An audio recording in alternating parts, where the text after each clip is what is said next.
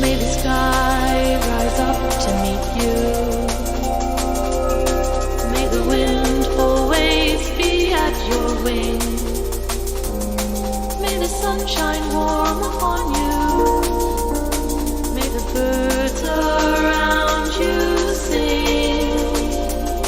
May the flight be fair, wind rider, as you're soaring through lilac sky. May the rain fall soft, storm feather. May you dance like the firefly. So take flight.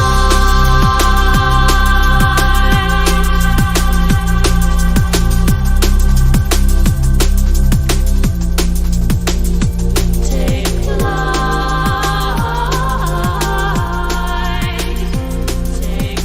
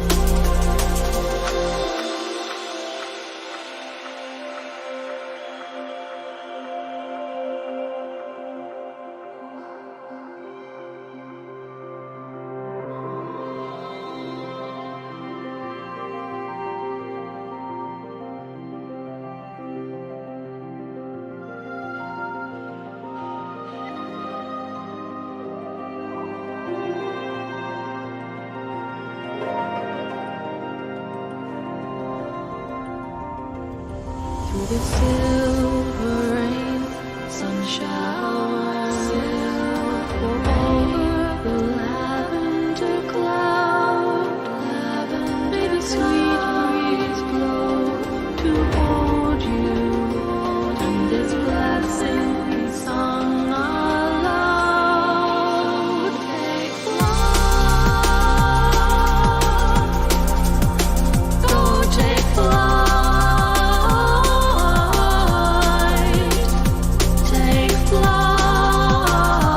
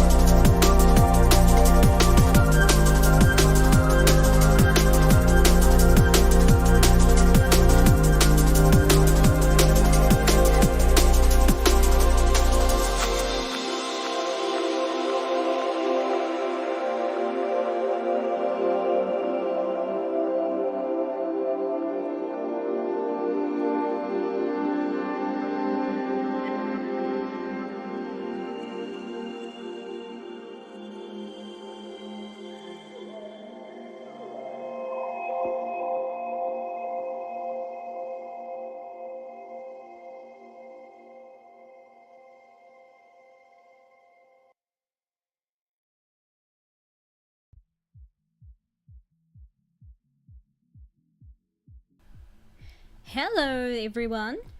Let me know if you can hear me. Turn this up a bit. Hello to Troy and Zane and Goofus and Hijab Davi. And I saw Troy. Who else was here? And King was here and Magic Medic was here. Hello. Oh, and Vice. Hey Vice. And hi Sebastian. And Zane, I can't remember if I said your name because my memory is terrible, but hello everyone. I assume the sound is good because I see you guys responding. Hey Rafen. Oh, hi Dark Frost Star. We drew a magical girl last stream because I remember you asking, and I don't know if you saw that or not, but I'll get into the what we're gonna draw in a minute. I just want to say hi to everyone. Hello, Ransok Bukaj, which again, you're gonna laugh at me again for not being able to say that. Hello, Sets and Tabitha. So, you can hear me loud and clear? Okay, great. How's everyone doing on this, what is it, Saturday? It's Saturday or Friday? I think it's Saturday because yesterday was Friday the 13th because I saw people like having freakouts about that online. So, hello. Oh, hey, Halo. Person Pretzel the Llama says hi too. Oh, thank you so much for the super chat, King. Hi, thank you. King says, how would you feel about a Berserk / High Guardian Spice crossover fanfic? I think, you know what it immediately makes me think of? It makes me think of those crossover comics you got, which were like Archie meets the Punisher, I think. I know there's a bunch of Archie meets ones, but I remember Archie meets the Punisher is apparently like way better than it has any right to be. I don't know how it would work with Berserk though. That's interesting. Because you'd think, there's the notification. Sorry, there's a slight delay. I can see the super chat before the notification pops up. Draw Pony Berserk. Oh jeez, that's actually, I'd be surprised if Pony Berserk doesn't already exist, because like there's like fans who did Pony Warhammer, and as I said, Fallout Equestria is like one of the most popular things in the Brony fandom at all. So I would honestly be shocked if there isn't already like a Pony Berserk crossover thing. Hi Guardian HQ. Hello. I have foreseen this, so I looked up that J in Afrikaans. It's actually pronounced the same way as it is in the Czech. Oh, so it's Bukai. Buka? Because J is yeah, so it's Bukai. Yeah. Looking forward to the agony of Velma. Oh, are you covering the new Velma cartoon, Guardian HQ? I've heard like conflicting things, and it might just be because I'm on Tumblr, so you know that automatically means it's going to get a bit of a bias. But I haven't seen anything of it except the visuals, and the visuals look amazing. Like the animation looks really, really cool. And because they're using a lot of the classic Hanna-Barbera designs from the 60s, seeing those designs move at like smooth frame rates at like full 12 frames per second, it's really trippy. Like it's really weird seeing these designs move so well in animation. However, I have also heard that it's extremely cringe. So I did make a video on Velma, only saw one episode. My opinion, way worse than High Guardian Spice? Are you joking? Is that possible? I mean, of course it's possible. I've seen a lot of worse things than High Guardian Spice. But the thing is, when something is worse than High Guardian Spice, it starts dipping into the so bad it's good territory. Like, a good example is Twilight, right? And I know, yes, Twilight has the reputation. Twilight is objectively terrible. And yet, I am a big quote-unquote fan of Twilight because it is, like the movies specifically, are so ridiculous and insane to sit and watch. They are hilarious. Like, they are a genuinely fun time to sit there and watch and just like absorb yourself in the stupidity. Hold on, I'm just going to turn my laptop down a bit because the music's a bit loud in my ear. There we go. So it's worse than Velma. They actually made Velma Aslan Desi not black. Okay, I'm not sure what that means. I'm gonna have to watch it if you say it's worse than High Guardian Spice. Because I'm busy with the Disney ranking, but you know, I also kind of have to be a YouTuber now and keep my ear to the ground in terms of what is the talking points, right? Like, what are people discussing? which is going to be interesting for me because I'm one of those people where I'm always like 2 years late to everything. I tend to do things in my own time. So doing YouTube is also going to help me kind of push me into just checking out things which are more relevant rather than just staying in my corner and watching like a bunch of niche things and only get to things like 1,000 times, 1,000 years after everyone else. Don't? No, King, I have to. If it's that bad, I have to watch it. I have to watch it now. It has no reason to use the Scooby-Doo characters. They're so drastically different, they would have been better off creating unique characters. Oh, really? Because, okay, I have a hot take. Ignoring, like, Scooby-Doo content, which is true to Scooby-Doo. And you've got the Scooby-Doo cartoons and whatever. But if you ignore the movies and specials which actually stay true to Scooby-Doo, like the Ghoul School and like the early movies, right? Even like the Blair Witch Project Scooby-Doo parody film that they did, which is up on YouTube because they only aired it once on Cartoon Network, and it terrified children so much they never aired it again. It's really funny. It's like hilarious, but it's because it's making fun of the Blair Witch, so it's genuinely terrifying. I'm gonna turn this music down. It's really loud in my ear. There we go. The best Scooby-Doo special thing, and it's gonna sound crazy, but the best Scooby-Doo special thing is Scooby-Doo meets Kiss, like the band, like the rock band. Scooby-Doo meets Kiss is so good for what it is. It is legitimately hilarious. They have like the Kiss band members, when they go into their like corpse makeup, when they go into like their alter egos that they do for the band from their regular like normal people stuff, they do like straight up Sailor Moon transformations. And I don't mean they do transformations that are like Sailor Moon. I mean that I think it's Starchild does Sailor Star Maker's transformation. Like straight up, and that's such a bizarre thing. It's not like, oh, he's doing the Sailor Moon thing. He's doing Sailor Star Maker, which is from Sailor Stars, which never had an English release up until like last year.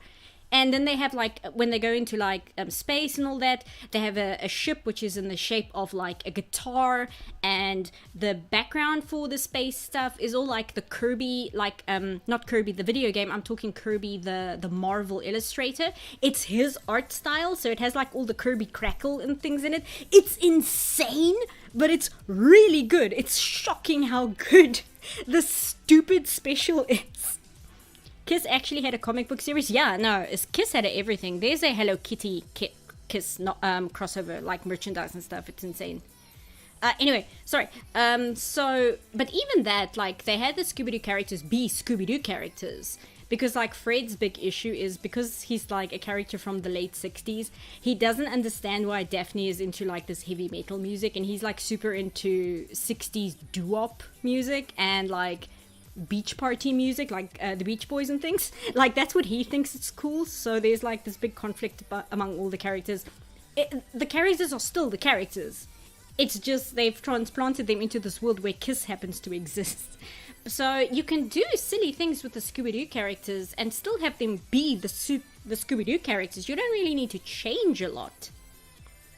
Anyway, sorry, I'm going on a tangent here.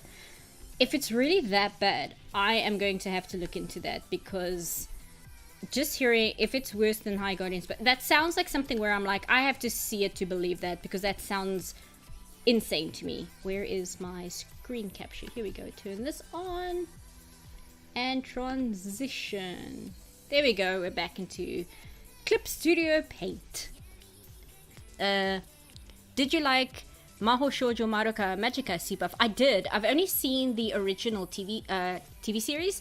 I have not watched any of the movies or Magia Record or any of the extra extra content, but I'm a big fan of the original 12 episode series. I own it. It's one of the anime that I actually own on DVD. It's really good, and I have very little to say against it, honestly. Here's an old saying: in the 70s, rock bands wanted to be the Beatles. Kiss was different. They wanted to be Coca-Cola. It's true. That's, oh, and also hello, Coatum. Okay, again, correct me on my pronunciation if I'm wrong. I normally have a high bad show tolerance, but I couldn't get past episode 1. Oh, oof. Okay, I'll have a look at it. I'll find it and have a look at it, because that was my problem when I was first started doing videos, and I only got one episode into Magical Girl Friendship Squad. I couldn't do more. Like High Guardian Spice, I could do all 12 episodes. Magical Girl Friendship Squad, I couldn't do more than that episode. Even if I were to go back and try and do it properly, I can't get past that first episode. It's so cringe and terrible. It's genuinely horrible. And not because I feel like, oh, they're insulting magical girls. No, it's clear that they don't get the material that they're making fun of. And that to me is like, it's fine to make fun of something, even if it upsets me because I love the thing you're making fun of. But you gotta know what you're talking about, right? It's cringe more than anything. Not so bad, it's funny, it's just tiresome. Oh dear. Okay. Simple and Clean still has really great Madoka videos. Oh, okay, cool. I must look that up. Magical Girl Friendship Squad is so unpleasant. Unpleasant is the right word for it, yeah. Like, High Guardian Spice, you can get infuriated at it, and it gives you much of things. Listen to me. It gives you many things to discuss in terms of writing and character building and all that kind of thing. It gives you a lot of material to work with, but Magical Girl Friendship Squad is just, it drains your energy to watch it, and it doesn't give you anything that you can really discuss because it's trying to be a parody. So what are you going to do? Are you really going to have like an in-depth discussion about plot structure and character writing in a show which exists to deconstruct those things already, and it's just doing a bad job of it? You know, it's not fun, it's not interesting. There's nothing there that you can work with. If only Velma knew Scooby-Doo. Does she not even know Scooby-Doo in the show? Because if so, that's insane. Have you heard that Inside Job is getting cancelled? I have not heard that, but again, I'm a little behind on cartoons in general. So I'm a little unclear. Like, there's a lot of cartoons that came out recently that I haven't watched yet, which I know I have to, because they've been around long enough for me to realize they are like hallmarks in animation. So I need to watch Owl House, and I need to watch, I think it's Amphibia, that one specifically, because I know those two made very big waves. Okay, before we go on and start talking, like giving the channel update and such, what are we drawing so that you guys aren't just staring at a blank screen while I'm busy? Let me get my face off screen so we can actually see the canvas. There we go. So you guys have any ideas, or I don't want to say requests, because when you say requests, people will often ask you to draw one of their favorite characters, which the artist might not be fully aware of and doesn't really fit the theme as such. So, not really a request, but what are you guys interested in seeing that we draw? While I kind of give a brief, like, I guess, update on the channel, and more so ideas I have moving forward. Lady Maria from Blackboard. No, that's exactly what I'm talking about. Because last time Dark Frost Star asked for a magical girl, but Dark Frost Star was not here when we drew Ichigo. So I was wondering if you guys are interested in me doing another magical girl, or if we should do something else. Sailor Luna, that could be cool. Some character in Kiss style, oof, that's pushing my creativity. To do on a live stream, I mean, it's something I could do on my own, but to interact with chat and do like designing at the same time when it's not really a strength of mine, that's a bit difficult to do both at once. Let me see, open up my folders here. Winx, card captor Sakura. Sakura sounds cool, we can always do Sakura. Let me open my reference folder here. I know you guys can't see it on screen, but that's fine. Go to art. Bloom from Winx Club. Be in the Beastars Legosi.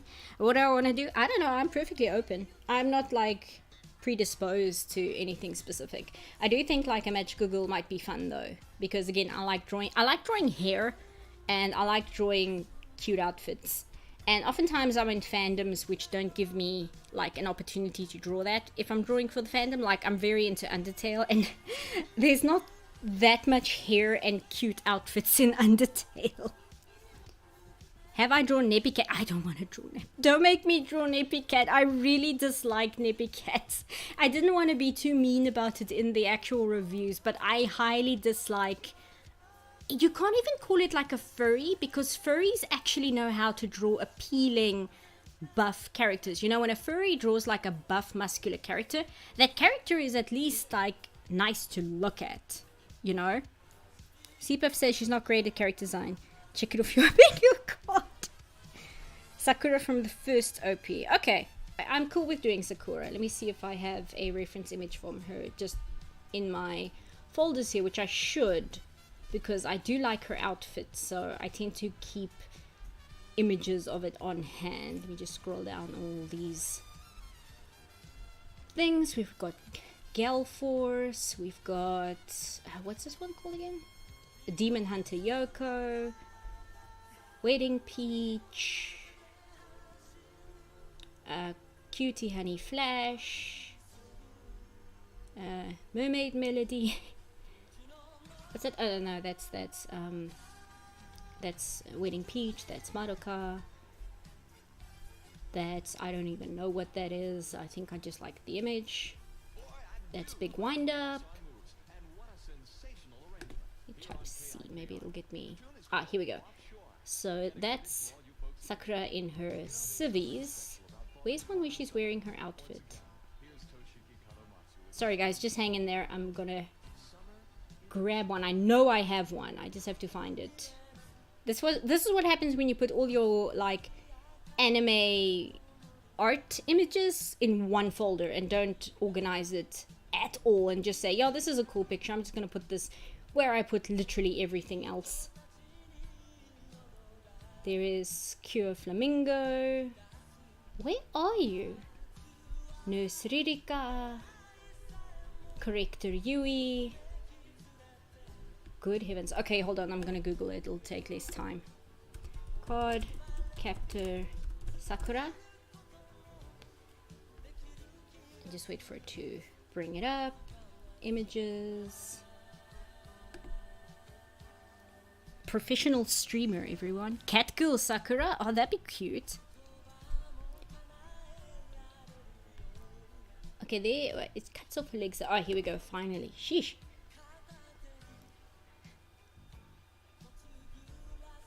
Just let the image load. Copy image. Back to Clip Studio. Open new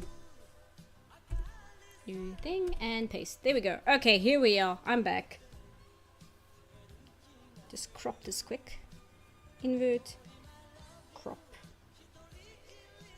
Okay, there we are. Now I've got my reference image.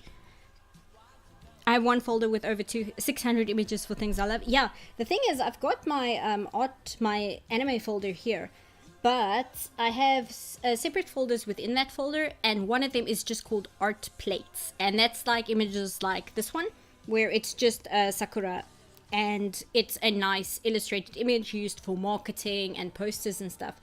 The problem is, those are the images I kind of really like, so most images I have of anime tend to be art plates. So I think that folder has like 800 images or something just dumped in there. Did you ever watch Kim Possible? I did watch Kim Possible when it first aired, but I wasn't super into it. I think I might have been slightly too old for it, but like barely so. So I was grumpy about it, but if I were like just a little bit older, I would have been fine with it. And if I was just a little bit younger, I would have been fine with it. It just hit me at exactly the wrong age. Do that. Do that. Do that. The pink dress is really cute on Sakura. Yeah. Also, I kind of want to do this one because it's got a lot of frills. And I like the cat. I think the Catgirl one does as well, but it has the weird apron thing, which I'm not too fond of. Do this. I think those are a bit long, but it's fine. Feet there. Feet there. Arms there. Just move her in frame a bit.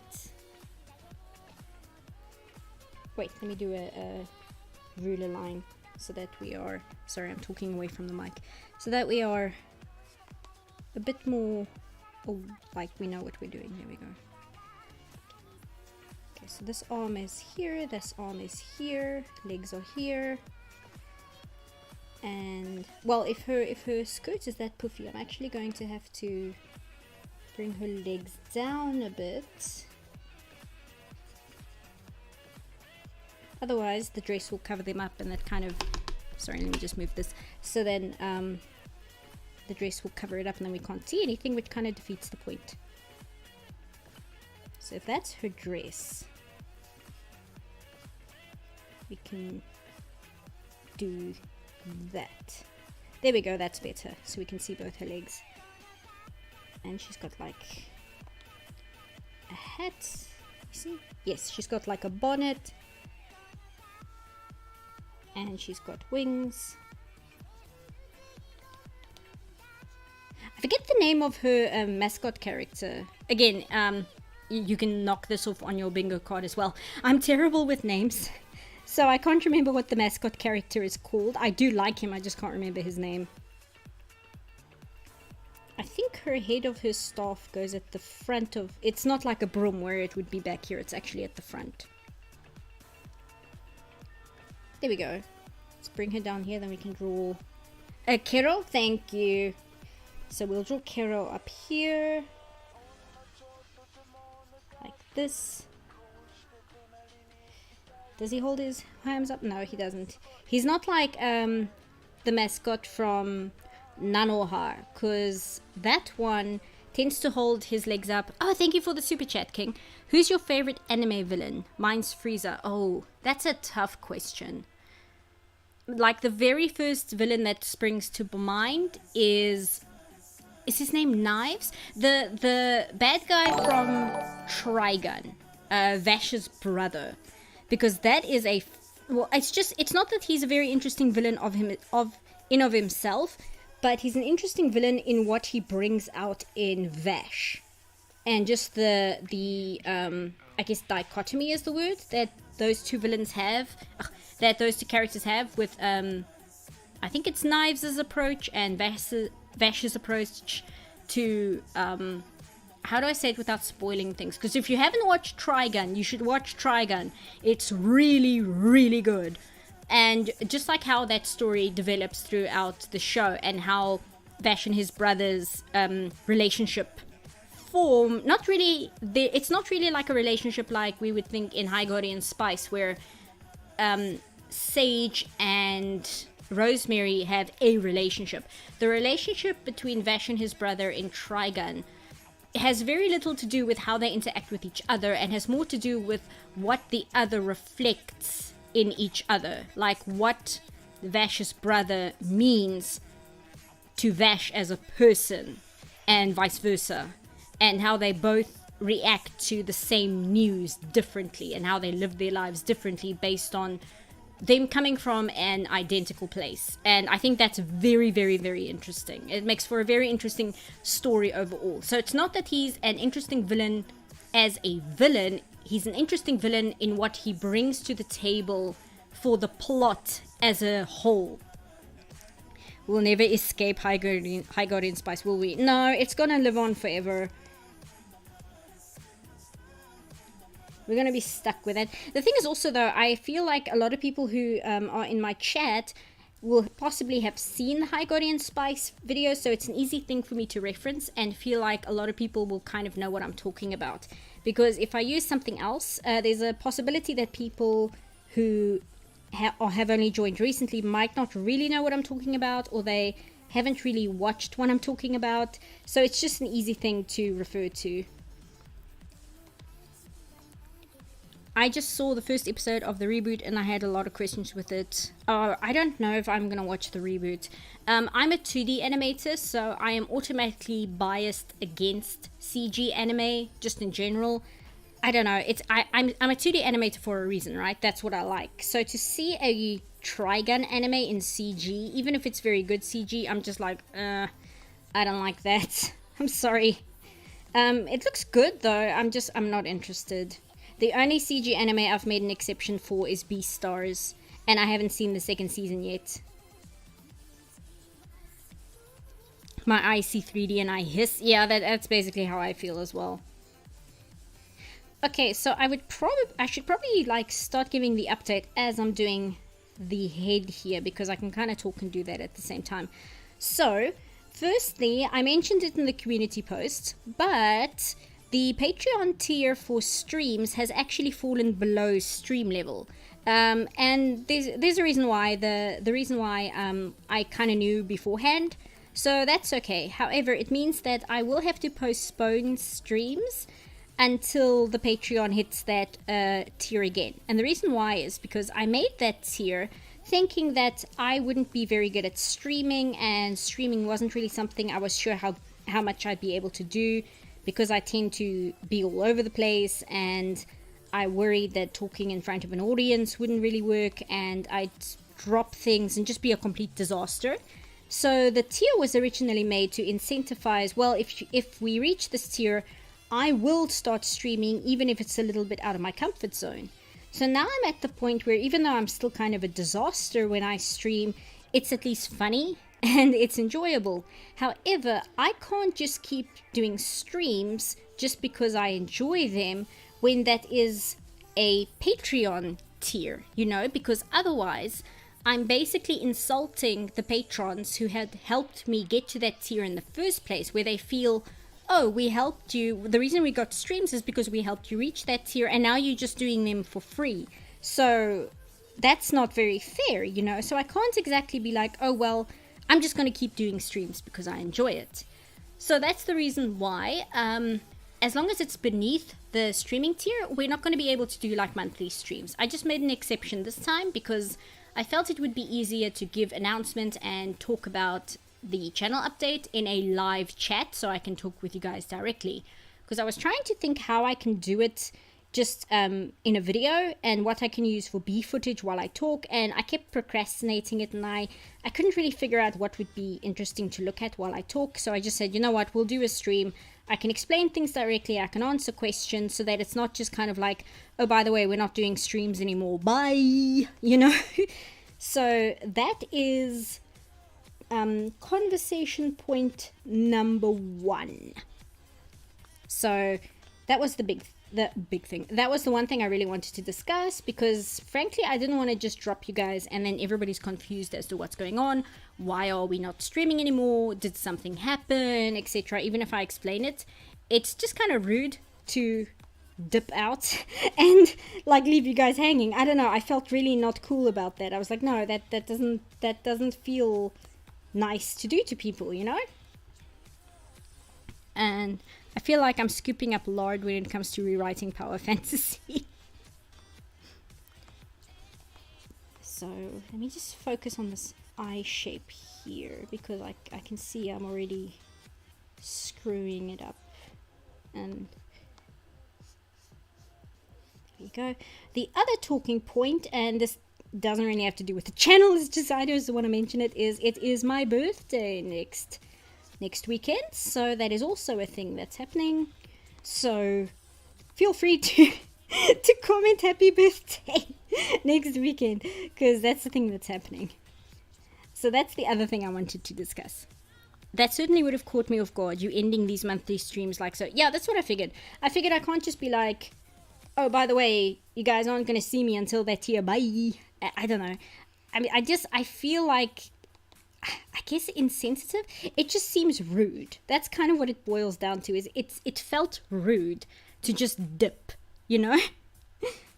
Maybe do the YouTube streams be solely they watching of the 5-hour videos like the High God Inspires, and art streams be Patreon. Let me just reread that, because I think I mangled what I was reading. Maybe do the YouTube streams be solely they watching of the 5-hour video. Oh, I see what you mean. Like like a director's commentary almost. I mean, that's a thought. And have art streams only be Patreon. That's an idea. The other idea I had was, this doesn't really have to do with the streams, I don't think, because I'd have to read the TOS.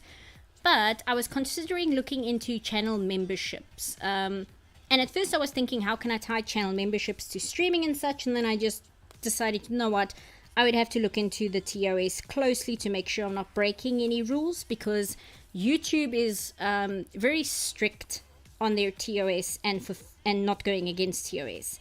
And they have very specific rules for streaming on their platform, such as if you say that you're going to give rewards, you have to give those rewards. YouTube has a rather no tolerance for unable to fulfill obligations in terms of, I said I'm going to give you guys these rewards, and you know, if your house catches fire or whatever, YouTube doesn't care. It's like, you said you were going to give these people rewards, you have to fulfill those obligations. So that's why I haven't enabled them yet.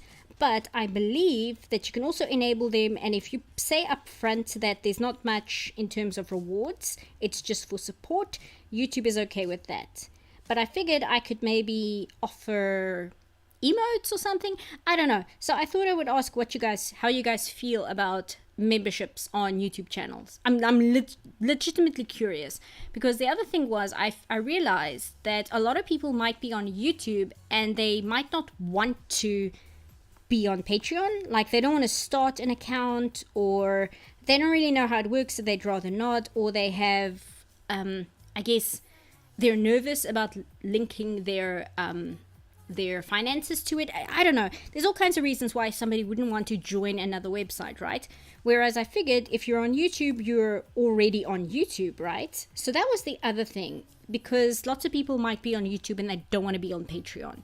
So that was the other thing I was thinking. So I thought I would ask what you guys is you're really tight on money. No, Magic. If you're tight on money, do not ever contribute finances to an online creator. Always look after your own finances first. Never ever put a creator above your own income. I'm not like tight on cash. I'm just asking because I'm trying to think like what I can do with my channel moving forward, because I want to do things like a real YouTuber and elevate the channel, if that makes sense. So it's not just like amateurish, I suppose. I want to have a certain level of professionalism about the channel. That's basically what it's about. It's not really the finances. It's more the professional level of the channel as a whole. Don't know much about that. I'm just so broke. Yeah.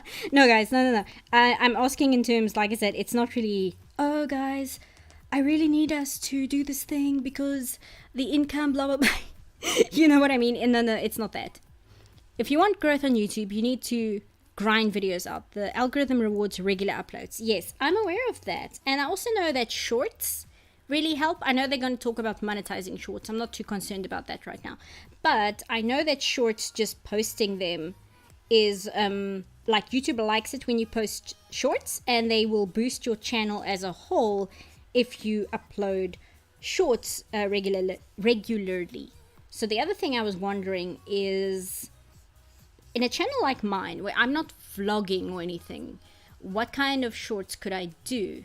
And the only thing I can really think is I could show like the 1 or 2 animation cells I have, and I'm not too sure what else I can do with shorts. So that's another thing I'm considering, is just doing shorts just to help with the algorithm. But I'd have to think about what I'd do with a short, and I'm trying to figure out and learn how to do VTuber rigging. So I wasn't sure, like, I don't know, like I'm trying to think like what would fit well with the kind of channel I have to do with shorts. And I'll have to look at like other animation reviewers and see what they do. Like I'm thinking like Alice Mark or Just Stop, people like that, because they kind of have a similar format. So they wouldn't do shorts which are like, oh, this is me at the park. And it wouldn't be shorts like the VTubers have, where it's just like a highlight of their stream. This waist is extremely long. Why did I draw it like this? Hold on. There's an anatomy problem here. Hold on. Everybody hold on. Hold on. We need to fix this. Okay, so let me just see. This waist is way too long. So I'm just going to bring it down a bit. There we go. That's better. Just switch here. Look at this. Here we go. I just recently opened up coffee for my future webtoon. Yeah, see, things like that. You just kind of have to think about things like that, right? In general. I mean, if you're like online doing stuff. I posted a short about changing my car's engine oil and got 5,000+ views. Really? Well, that's good to know. Time lapse of drawing from a stream for a shot. Maybe. That's a good idea. VTuber would be fun, but the skins can be expensive, like 5k expensive. Yeah, that's why it would have to be like a VTuber model I do myself, which would be like super budget model. It wouldn't be like anywhere near anything, but it might also be fun to do that and figure out how one goes about rigging a VTuber model and how one does that. Because I've been curious, not that I think that's something I want to start doing professionally. I just think it would be interesting to figure out how it works. Especially because working in the industry, rigging isn't really my area of expertise. But it is true that if you rig something yourself, you have a much better idea of how it works, obviously, because you know what breaks and what the limits are of the model. And also, I recently subscribed to Honey Goblin, and just looking at Honey Goblin's model made me realize how boxed in I was thinking about VTuber models, because I would always think about them as anime girls. And when I saw Honey Goblin's model, I was like, wait a minute, you don't have to do like an anime girl, you can actually do something more cartoony. So that was kind of a light bulb moment for me. And it made me just think about it a little bit more seriously. Speaking of LS Mark and just stop, I don't like Daft Pina. Okay, I try and make it a point not to badmouth creators on stream. I know I was talking about how I'm not a big fan of what's his name? The game theorist, MatPat. I'm not very fond of MatPat, and obviously we all kind of clown around with the Nostalgia Critic, so I didn't feel bad saying that because they are kind of memes. But I must admit, I'm not too fond of Daft Pina's content. Let me put it that way. I don't know how he is. I don't know what he's like as a person, but the way he presents himself in his content, I am not super fond of what I have watched in the past. So I'll say that. MatPat, the destroyer of worlds. I will give MatPat one thing though. Apparently last year, the beginning of 2022, the beginning of last year, the Pope had Summer of the Ceremony where the band played Megalovania. And not only that, they played a version of Megalovania which was a fusion of the Undertale version and the Homestuck version at the same time. So you know what, MatPat? You win this round, I guess. I don't know, because why else would the Pope do that, right? Why else? So okay, MatPat, I might think you're weird, but all right. The Luigi COVID theory. Oh no, do I even want to know what he was talking about with that? That already sounds insane. Daft Pino later videos are better. His Mr. Enter video was great. Did he do a video on Mr. Enter? I know there was somebody else who did a video of Mr. Enter and I watched it. Because I used to be subbed to Mr. Enter and I am not anymore. Like I said, I don't want to badmouth creators. It's just with Mr. Enter, I was like, you know what? I'm going to move on from this creator. And nothing more serious than that. Where I'm just like, yeah, I think I'm done. But if he covered Mr. Enter, I would like to hear what his opinion is. It's just with Daft Pina, there were things he said. There was some or other show he was talking about. And he did mention when he was doing it that he was feeling sick.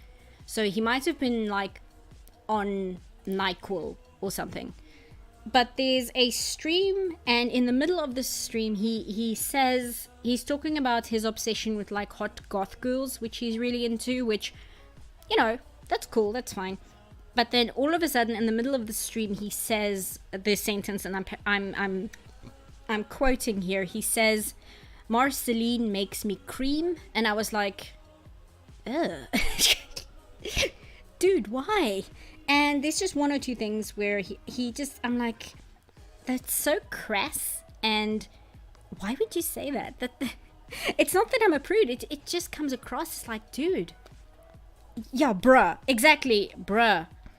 And the other thing he did is when he covered that awful, like the Magic Roundabout movie, I think it was called Dougal. And he just talked about like how bad that movie is, which granted, that movie is terrible.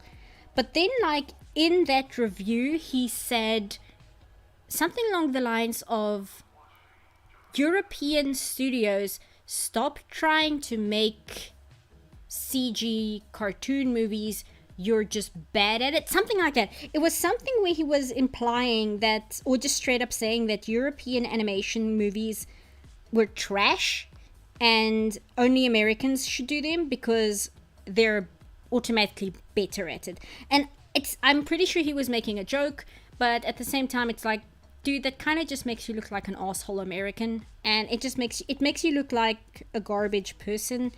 It's not funny enough to come across as, oh, he's just joking. It just comes across as mean and not very nice. So those two things, and there was something else which I've forgotten, but I know there was something else that just made me stop watching him, where I'm like, you know what, I don't need to watch him. There are other reviewers, and you know, if you don't like somebody, just unsubscribe, right? Have you seen the RLM Nuki video? Which one? I've seen the one where they actually sit and watch it. The short 10-minute one. It was really good. I can't believe they actually watched it. It's been like, what, 14 years, I think? I think so. I can't remember when I started watching them. I saw the original, like, Star Wars video they did when Spoonie was still making videos. So, like, 2012 or something. So, since then, around. Welsh American entertainment, we just quit trying to do subtlety. Daft Peanut is as good as he chooses to be. Good stuff is there, but man, yeah, that's kind of like, he's good at what he does. I do like his format and I like his presentation. It's just now and then he says things and I can tell that he's saying them in the context of a joke, but it still kind of makes him look shitty, you know? Like, I can tell this is a joke, but it's not that funny a joke, you know? It's just, it's like, he's not saying it to be edgy, because when somebody's making a joke and they're trying to do an edgy joke, you kind of laugh at it just because you know the guy is purposefully trying to like rile you up and make you upset. But there's a way to do it where it's funny, and there's a way to do it where you're like, okay, you're just kind of being an asshole. And I don't know. I'm just not a big fan of Daft Peanut's approach.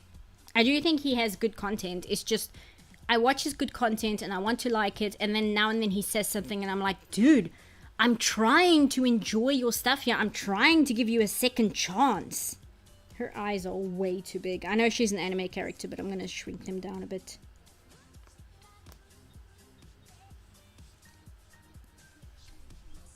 But I mean, what's Daft Peanut's like sub count, isn't it? It's like 1 million or something, right? So people like his content. Oops. Ah, that's too small. We do it this way. The slider is not gonna do it. There we go. Okay, better. I'll just move this one over a bit. Okay.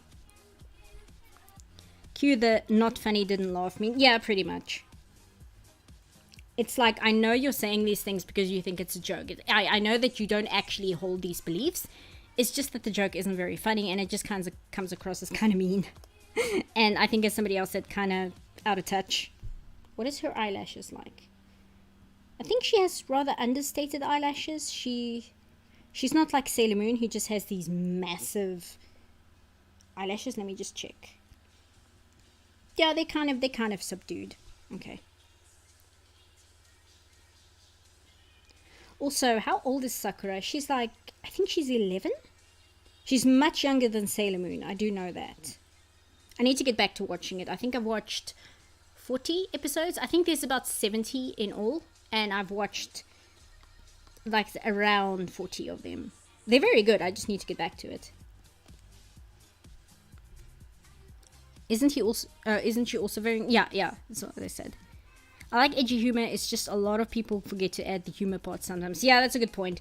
Like, I watch a lot of Your Movie Sucks, YMS, and he has that friend Scoot, And Scoot is a troll. Like, he purposefully says really, really edgy humor and like really racist humor and sexist humor. And he says it in a way where you can tell he's not serious. He's just doing it because he knows somebody in the audience is going to take what he's saying seriously and it's going to make a fool out of them. Like, dude, you really think I think these things? Then you're the idiot. And I can handle that for the most part. Like, I'm not going to sit here and be like, ugh, Scoot is such an awful person because he says these awful things. It's like, dude, he's saying them because it's ridiculous that anybody would hold beliefs like that. Like, that's fine. But the way Daft Pina brings it out, it's like, I can't tell how much of it he's serious about. It's like he's taking things that he actually thinks and then he says them in a way to make it a joke, but it's not that far off from what he's really thinking. She looks way too old in this image. I have obviously gotten her proportions wrong, but you know what? That's okay. We're just gonna live with it. Sometimes that happens. She's gonna have the big puffy skirt though, so that'll help. Wait, I made the head too big. Let's hide the lines. Bring it here. Okay, that'll do. I could use the liquify tool to bulk her up a bit, but I'm scared if I do that I'm going to mess up my line, so I'd rather not. Let's go free transform. Bring this up a bit. Bring this up a bit.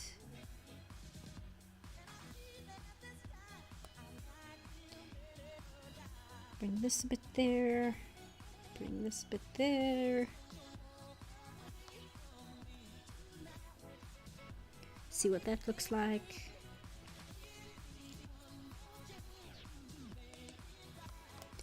It's a bit better.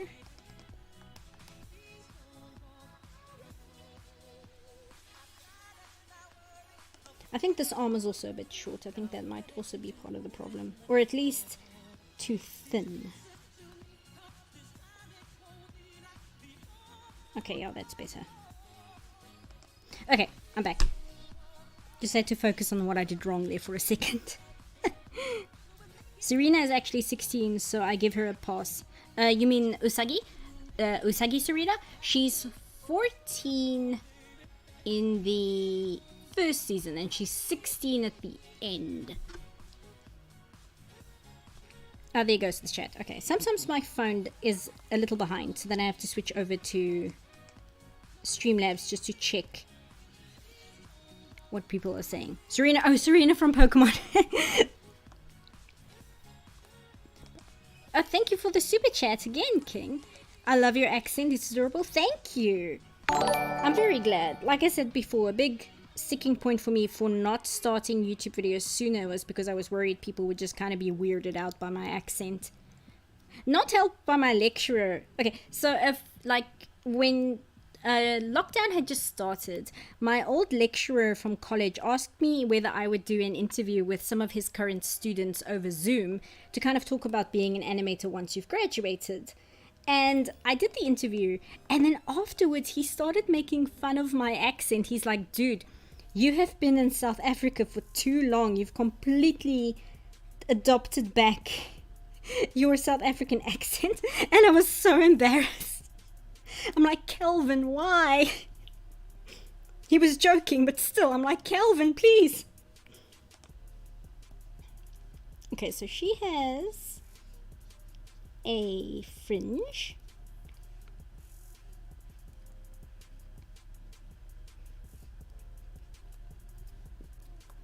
The odd one out has 5 million subs. Oh, okay. That doesn't surprise me because I think Just Stop has 1 million. And Just Stop is a lot newer than Daft Pina, because I think Daft Pina was like one of the very first cartoon focused YouTubers to really get a lot of attention, because there was Mr. Enter who kind of got a lot of attention very quickly, but I think Daft Pina was kind of the guy for a while. He might still be, I'm not sure. I know you're mainly magical girls, but since you like cute, have you ever considered idol franchises? I'm currently a huge fan of Love Love. I have considered idol franchises. There's actually a lot of crossover with magical girls in terms of anime. And one anime, I think I told Doc Froststar last time she was here, one anime I really would like to cover once I'm able to sit down and watch all 50 episodes. I've seen all of them, but I'd have to rewatch 50 episodes, is Searching for a Full Moon. The Japanese title is Full Moon wo Sagashite, because that is about a 12-year-old girl who gets given the power to magical girl transform into a 16-year-old girl, specifically so she can be an idol.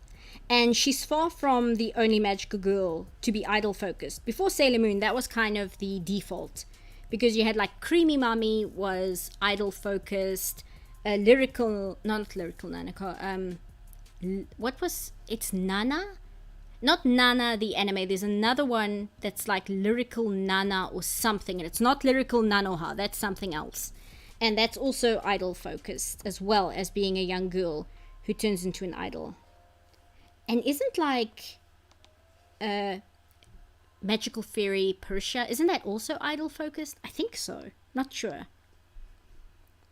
Daft has lost a good chunk of respect recently. Uh-oh, did he do something or did something come out? That's usually what happens, is something comes out.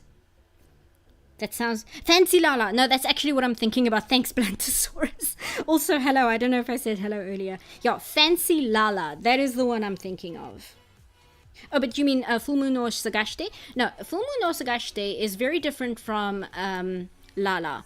Because Full Moon no Sagashite's shtick is that you have it's Mizuki, I think is her name, Mitsuki, something like that. Again, I'm terrible with names. And her thing is she wants to become an idol because she promised the boy that she had a crush on when she was like 4 years old and he was 12. And yes, I know, age gap, but don't worry, it doesn't get weird despite this being an anime. She promised him when they were very, very young that she would become a singer, and he promised her that he would become an astronomer. And she's 12 years old in the current timeline, and she has a tumor in her throat which has affected her voice, so she can't really sing very loudly.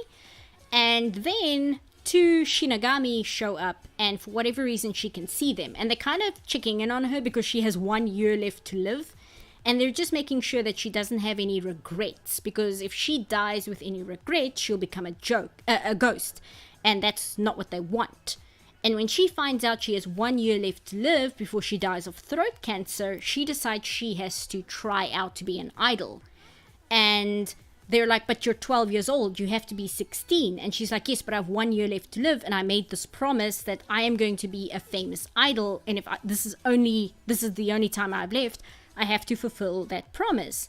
So one of the Shinigami gives her the power to magical girl transform into a 16-year-old so she can go to the audition, and what he thinks is she'll do the audition and she'll get rejected and it'll be fine, and then she won't have any regrets and she won't become a ghost when she dies the next year. The problem is she passes the audition and gets a manager and is signed into a contract as an idol. And that's the first episode. So no, it's not exactly like Fancy Lala. It's a similar idea, but the tone and the overall story is quite different. It's very good. It's a very, very good anime. Kids have crushes on older people. The other way around is the problem. Yeah, it's just with, because it's an anime as well, the fact that she's like, oh, he was 12 and I was 6. It's like, because she's 12 and she still has a crush on him despite her not seeing him since she was like 6 or 4 or however old she was. And it's troubling, but it turns out to be fine. So I just kind of have to warn people, because you hear that and automatically, because it's an anime, you go, uh-oh. But no, it's okay.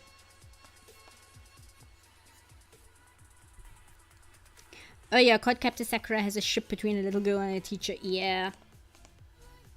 Like you said, it's fine if it's just like a cute little kid crush. It's when it like becomes reciprocated where it's like,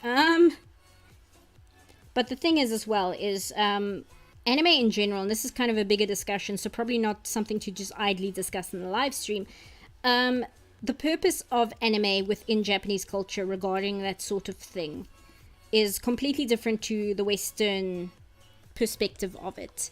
And that sounds like a cope, but there is actually a lot of discussion around that to do with psychology and the fact that Japan is such a repressed nation overall, and the role that outlets play in a society where just repression is the name of the game in general. I don't know how to say it. Like, every single day, not just in romance and stuff, but in how you talk, how you interact with other people, what you're allowed to say to who, all of that is so restricted that there is something to be said for media where you can have an emotional outlet so that it doesn't come into play in your real life. Like, there's a discussion to be had about that, but it's a difficult topic because there are people from Japan as well who unfortunately use it as an indulgence for what they would do in real life as well. So it's a very difficult topic, you know, and like I said, it's a little difficult to discuss within a live stream idly. It's something one would have to really think about carefully if you're going to discuss that, because it is such a serious topic, you know. But the point is, Full Moon Osagashite is not, it's not a lolly anime. Let me put it straightforward. It's not a lolly anime. It just has the very real situation of a little girl crashing on an older boy, even though she hasn't seen him since she was like 4 or whatever. And the fact I keep saying she hasn't seen him since she was that young, that's because that's a big plot point. It's the fact that she hasn't seen him since then. I have made this skirt way shorter than I've drawn it here, but that's because it's going to have all these ruffles here, so I don't want to make it too long, because otherwise it's going to be, well, it's going to be too long.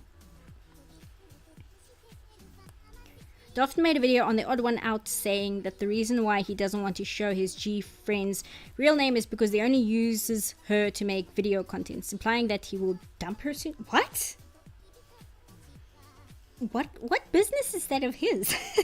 What business is that of Daft Pina? Like, that's got nothing to do with him. It's somebody else's life. Why? I can't say anything else, just why?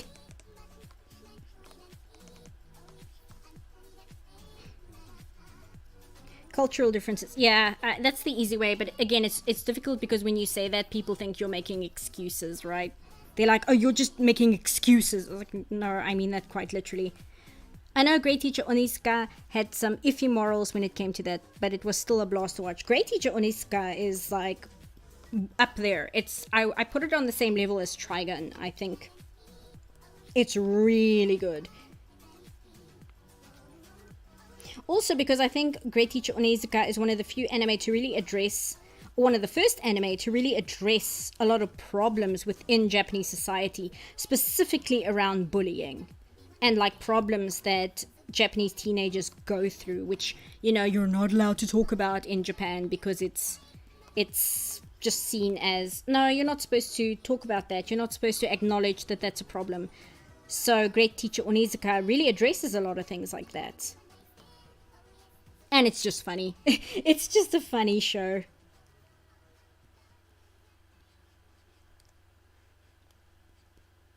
Do that. Bring this here.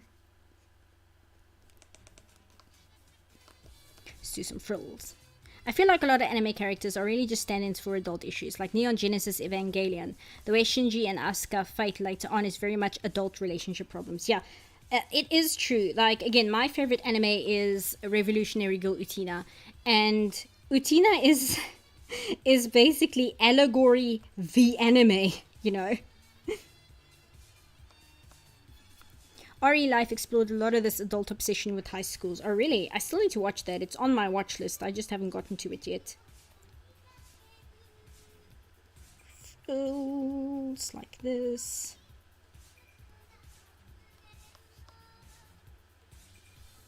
There we go. Onizuka is really funny. I just have to be careful recommending it because I remember the spanking and it's really odd to tell someone else to watch it. No, Onizuka is great. That's one I would honestly recommend to anyone. But I suppose it's like Golden Boy. Like, it's difficult to try and explain to people that Golden Boy is one of the funniest anime that's ever been made, and it's genuinely good and really, really well done. And then they see like what it's about, and they're like, this is just like, it's just like a pervert anime, you know. It's like, oh, he's a pervert, haha, that's so funny. It's like, no, I know that's what it is, but also it's legitimately good. It's the only good anime that's been made about that subject matter. Monster is something I really like because it deals with historical trauma through the lens of a tense murder mystery thriller. Also notable because Japanese hasn't been good at dealing with that trauma. Yeah, like, I need to get back to Monster. I watched a few episodes and I love like the overall concept behind Monster. If you guys don't know what Monster is, Monster, just to give the premise, is about a doctor, a neurosurgeon, I believe, and a very small child is brought into his hospital the same day that a mayor or politician is brought in, and he can only operate on one of them, and he chooses the child. But as a result, he gets like demoted within the hospital because he didn't prioritize the politician who was like giving money to the hospital. It's very complicated. I haven't seen it in quite a while, so I forget the details. But anyway, the hook is the child that he chose to save above the politician, which ended up ruining his career, grows up to be a serial killer. And that alone is like, oh, that sounds really messed up, and I really have to know what happens. I need to get back to it, though. I put it down. I think it was just a little too intense for me when I started watching it, but I need to get back to it. That, and I used a clip of it in the new Disney video, but I also need to watch, I forget what its English title is, because I like the Japanese title a lot more, but The Moon and Laika and Nosferatu, I really need to watch more of that show, because I'm a big fan of the concept, I guess. It's weird because it's like a historic anime, but it's alternate history, but it's also real history. It's very strange. Basically, Soviet Russia shot Laika into space the same way they did in real life, but then before they moved on to human cosmonauts, they needed something closer to human to experiment what would happen to a human if they were to experience space travel. So they recruit a vampire.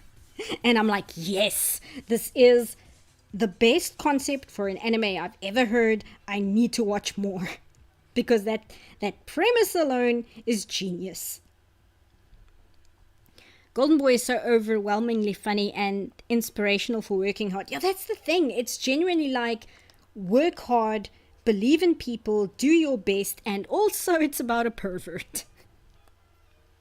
You gotta go. Thank you so much for hopping in, Guardian HQ, and I'm gonna check out Velma. I'm gonna see what I think of it, and maybe I'll see if it's possible to use it as a topic, because if it's really that bad, I need to see what the hell. I need to see. Laika is brilliant. That's good to know.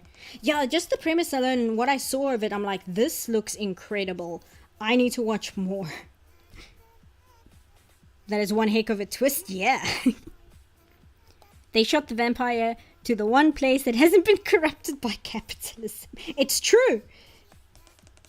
But seriously, so it's all about astronaut training and, cosmonaut training in this case. It just happens to be about a vampire girl. And then you have like all the vampire tropes as well, like her grappling with her humanity, etc., falling in love, and also she's going to space. The vampires are allegory for Jewish people. Oh, that makes so much sense. Now I gotta watch it even more. Oh, what leg is this? What am I doing? Okay, this is this leg. Okay, so I'm not going crazy. Red Alert 3 crossed with Castlevania sounds like my cup of tea. That's a good way to describe it, honestly. Vampires in space. That's why I think the English title is like something very boring. It's like Arinia, the Vampire Cosmonaut. And I mean, sure. But the Japanese title of The Moon and Laika and Nosferatu. That is a perfect title. Why would you change it? It's so good.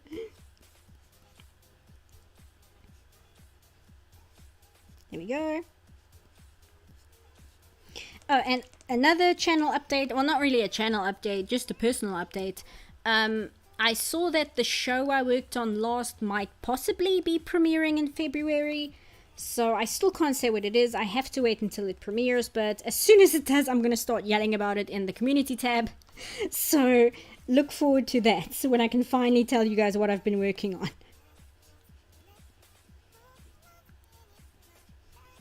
There we go. And the other thing is I signed on as an animator for I Love Kim Possible a lot. She's doing another one of those reanimation projects where we all get together and we reanimate a singular scene in a sequence. And I've signed on to be part of that. So that's also a thing I'm going to be working on. And then lastly, an important, I guess, channel update is we just got word from, like physically, we just got word from our estate where we live that we've been very, very lucky so far where my house has not been affected by load shedding at all. But we just got word that there's a big possibility in the near future that we might start getting load shedding as well. And what that means is that our power will be switched off for a few hours every single day. And I'm not sure how that will affect workload and stuff like that. And when we get back to streaming with the Patreon tier, I would have to see what load shedding is doing to the hours and stuff. So I just have to kind of work around like if load shedding will affect my work on the channel, and if so, to what degree. So that is another thing I just have to mention.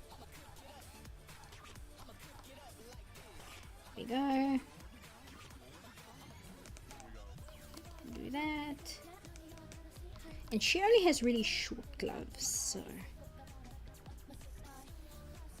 No, wait, that doesn't look right. There we go. Shiki is a good anime with vampire-inspired monsters and questions of morality. Some of them didn't deserve to die.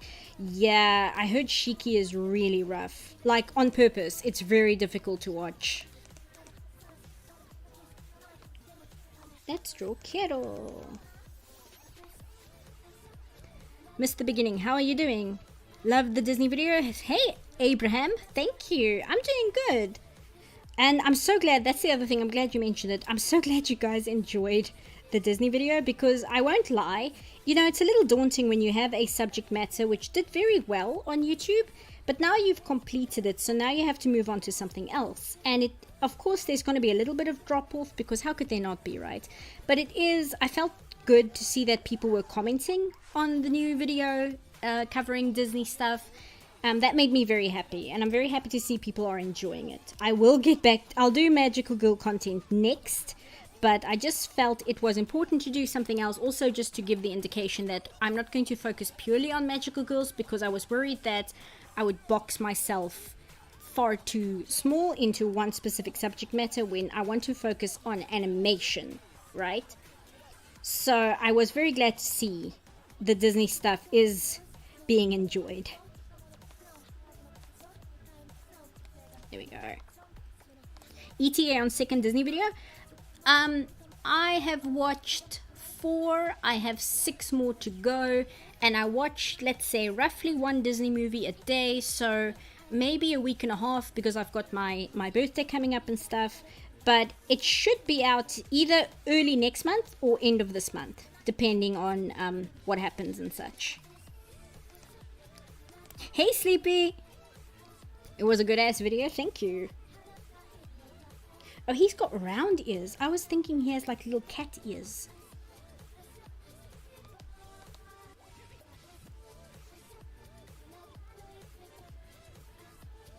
There we go. Happy early birthday. Thank you, Cecilia.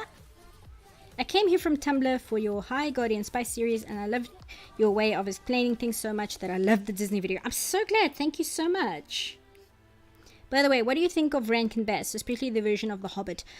I actually quite like the Rankin Bass's Hobbit. I wish the color palette was a bit brighter. It's very brown. But I really appreciate that they it's a musical, basically. That's all I can describe it as. And I think that's very sweet. And I think that I don't think you could do that with a live action movie. I'm thinking like the Lord of the Rings movies, which are, like most people, it's one of my favorite movie series of all time. I don't think you can do that and make it a musical. It's very rough around the edges, but the Rankin and Bass one, it's pretty good. And of course, Rankin and Bass did The Last Unicorn, so whatever they've done which isn't that great, I have to excuse because they did The Last Unicorn.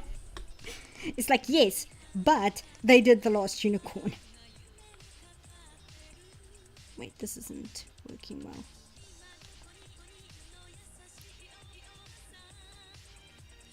I think this leg's too long, that's the problem.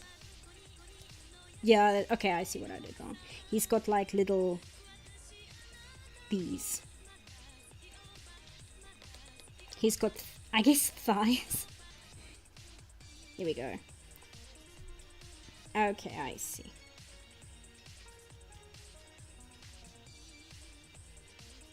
Here we go, that's better.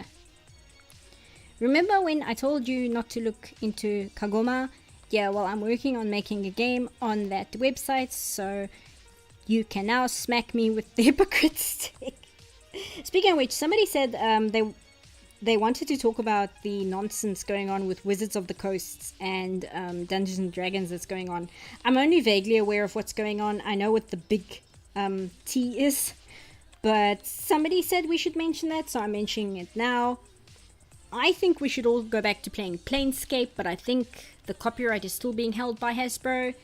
I'm very upset that Planescape got retired because Planescape is fantastic. But I also heard that one of the ladies who left Dungeons and Dragons a few years ago and made Pathfinder is working on a open source tabletop RPG rule set, which she's going to distribute for free, and she's got her lawyer friend working to officiate it, whatever the word is it. So that is as much as I know about the current situation. This tale is too long.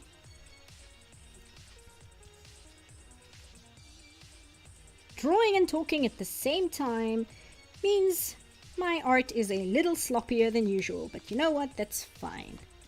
Down in the Valley is one of my favorites. Hello, Leon.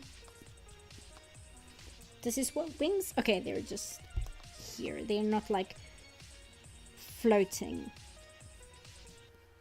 Like the anime thing where they would be like this and they would just float like detached from him. But no, they're actually attached to him.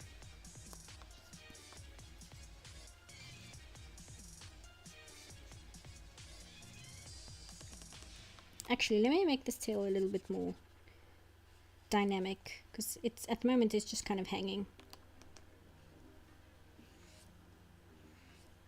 which I don't like.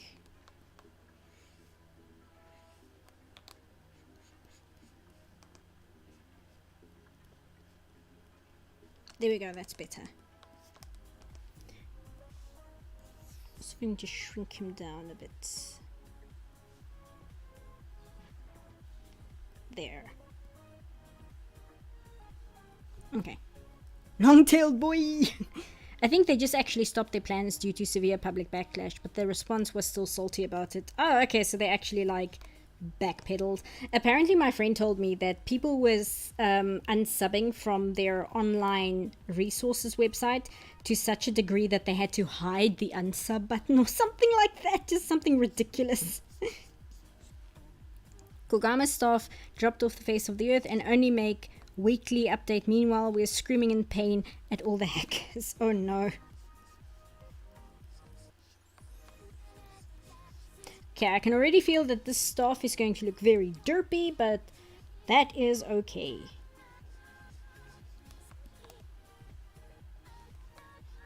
Wait, let me do this to make my life easier. There we go.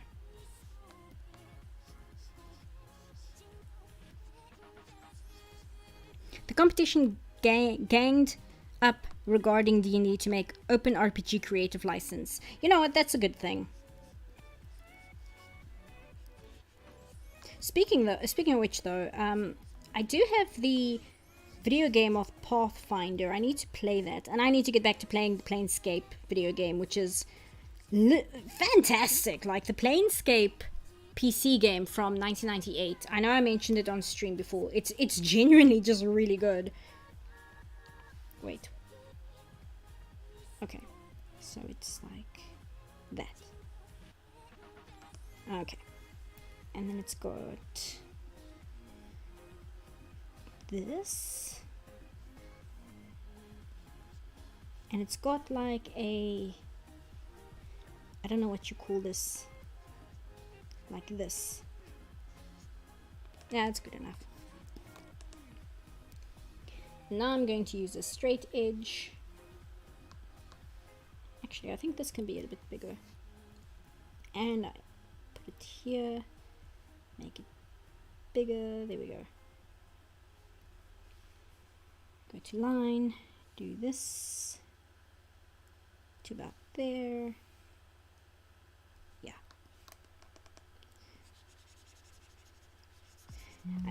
And now I just have to check. Okay, yeah, it actually, you can see it in this. Oops. Still on straight edge. There we go. I can highly recommend Warhammer Fantasy Role-Playing. Very much the equivalent of finding the most creative ways to die unimaginably. The thing is with Warhammer, though, is, as the name suggests, it's very war-focused. And war games are just not really my cup of tea. I'm not super interested. Not for any moral reason. It's just not something I can get into, it seems. Like, even classic board games like Risk. And my brother was very into Civilization growing up. And even those, they're not really for me. Stuff is quite big. Hold on. Oh, I've drawn over the top of her dress, so I can't really resize it. Oh well, that's fine. New layer, and I'm going to color this one so I know what I'm doing. Okay, great. Right pen, there we go. Give Gloomhaven a try? Okay, I'll have a look into that. Yeah, I've got, in my library, I've got Planescape Torment, which I'm busy playing and I like a lot. I have Pathfinder, which I haven't played yet, but it's in my library and I'm excited to try that. Apparently it takes like 3 hours just to build your character, which sounds like a turn-off, but for somebody like me, it's like, ooh. And I need to get back to my replay of Morrowind. I haven't done that in a while just because I keep playing The Sims instead. And I also recently got Arcanum. I think the steampunk one. Also from the 90s. Oops. I thought Planescape Torment was regarded as one of the greatest games ever made. Yeah, pretty much. It's genuinely good. Also, your best friend in the game is a floating skull. Who talks like a old-timey New Yorker gangster. He has the same accent as like Bugs Bunny, basically. And he's your best friend, and I love that character. He's so good. He calls you Chief in like his New York accent. It's great. He calls you Chief, he calls you Boss. It's awesome.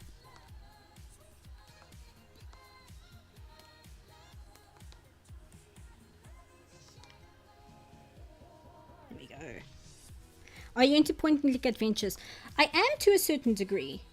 I think I like point and click more in terms of like, I haven't played Myst, but I played a lot of games inspired by Myst. And there was a game that I really enjoyed when I was a kid called The Day the World Broke, which was basically Myst for kids. And that kind of point and click I really enjoy. But the point and clicks like, what's it called? Monkey Island? No, it's not that I dislike it. It's just I think I like the other kind more, if that makes sense. Maybe it's just because the others are more atmospheric, just because of when they were made. Whereas like Monkey Island, it's difficult to be atmospheric when it's like a DOS game from 1992, you know? Ikitosen is such a mindfuck game. Ikitosen the game or the anime? Because I only know it as an anime. Yume Nikki. Oh, okay. I was about to say, what do you mean, Ikitose? I was so confused.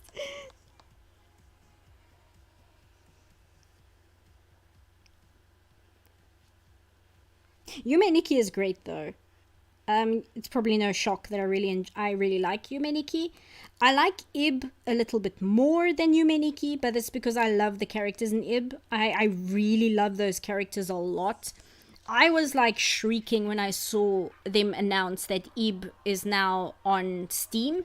Like, I was losing my mind. I was so happy to see that, because to try and get Ib running on a modern PC is really difficult. You have to like import it into RPG Maker and then export it again, and even doing so, like, the font is really messed up, and it's playable but you can barely read what's going on. So to just see that it's now got a Steam release, oh, I was so happy. Okay, fair enough. I was going to recommend the Deponia and Edna's Breakout games from Germany. There are also some very pretty animation and everything, and typical German surreal humor. Oh, okay.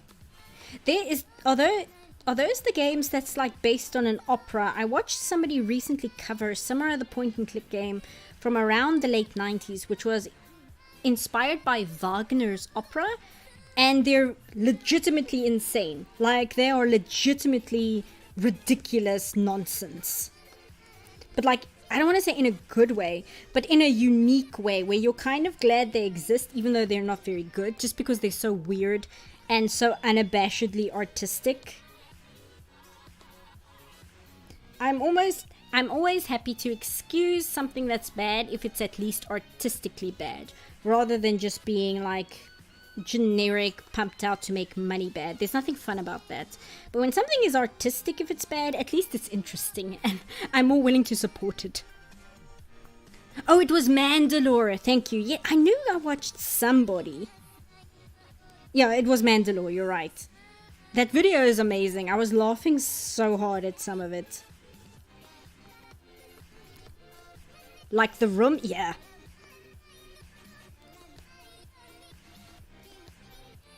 Even again, I was talking about Twilight earlier. The Twilight movies are nonsense, but even though they were made for money, there's a legit earnestness to them to some degree, you know, even though like Robert Pattinson hated making them. Stewart really disliked doing them because she was she hadn't really come to terms with her identity yet. So she was just kind of awkward throughout the whole thing, because she's being played as like a straight romance girl, and she just felt weird about it, and she didn't know why at the time. But somehow there's just something endearing about it, even though it's terrible. Like, it's legitimately horrible. There's nothing objectively good about those, except the music. The music's fantastic. Both the soundtrack and the score. I always say the score and the soundtrack to Twilight are way too good for those movies. They have Radiohead in the first movie. I don't know how. I miss role-playing EverQuest with my parents. It really got paid to win, and I kinda got bored even before that. Oh, that's a shame. I never got into it, but I know a lot of people also are very sad about the direction that Warhammer took. Where even though Warhammer isn't really paid to win, just the writing, apparently from what I've heard from the fans, has gone in a direction where nobody is happy with it anymore. And it's one of those things where, because the audience is unhappy with it, the writers are like really pissy about it. Like, they're really butthurt that the fans don't like their writing. It just sounds like a mess. What about Yandere Simulator? Do you think that has honesty? No! I think Yandere Simulator is way too honest in all the wrong ways, but also I think Yandere Simulator is a very big, like, put on. And what I mean by that is that Yandev, he wants to look intelligent, he wants to look cool, and he wants to look competent. So I feel everything he does in Yandere Simulator is kind of to perpetuate this delusion that he has about what kind of person he is. You know, it's not entirely an accurate reflection of his own feelings. It's a reflection of the delusion he has about himself. And unfortunately, it's also marred by just weird, like, incel energy in a way. It's difficult to explain. But I think you know what I mean when I say that. There's a difference between being honest to who you are as a person and being honest to the delusion of who you think you are. The image that you're very desperate to portray to others, you know?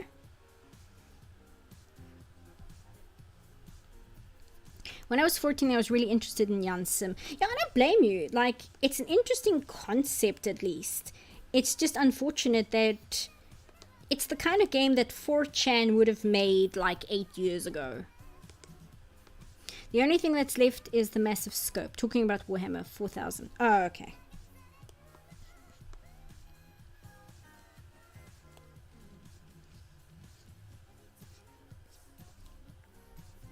Never got into Jansim, to be honest. Yeah, I didn't really get into it. I only heard about it when...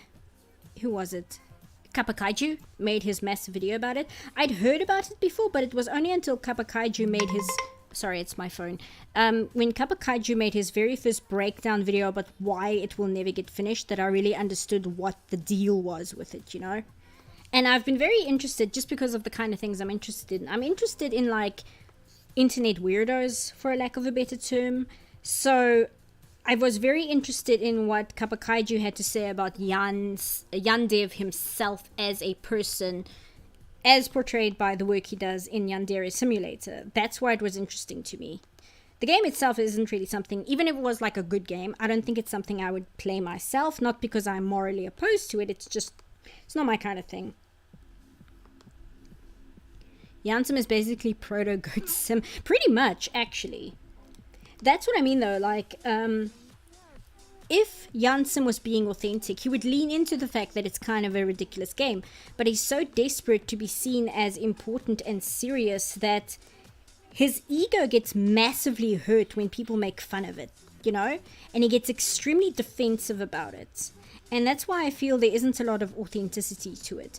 Because I think if you are authentically yourself, it's difficult for people to make you feel bad about who you are. And I mean, it's not impossible, but I don't know.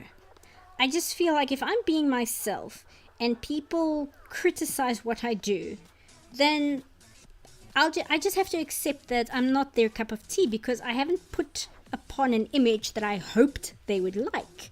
I merely presented myself as I am. So if you don't like that, then it means that we wouldn't get along. But if I am presenting an image of myself for the sole purpose of getting people to think about me a certain way and then they don't, I don't know. I don't know if I'm making sense, but I feel like that's a big difference. I'm talking nonsense and my English is breaking, but I hope you understand what I mean. By the way, Seapoth, are you into Spyro the Dragon? I think I am, because Ratchet & Clank is legitimately one of my favorite game series of all time. I have so many feelings about Ratchet & Clank, it's ridiculous. But I didn't have a PlayStation 1 growing up, so I didn't grow up with Spyro. I've played some of the first game, and I did like what I played. However, I only played it as an adult, and I only played it when the PS3 came out. So my perspective of... I can't come to it with the perspective of somebody who played it when it came out. I should play the remake, though, because I hear that's very good. And maybe that would be more approachable to somebody who doesn't have the nostalgia for it, you know? How am I going to draw this hand when I've made the staff the way I have? Let me just think about this for a sec.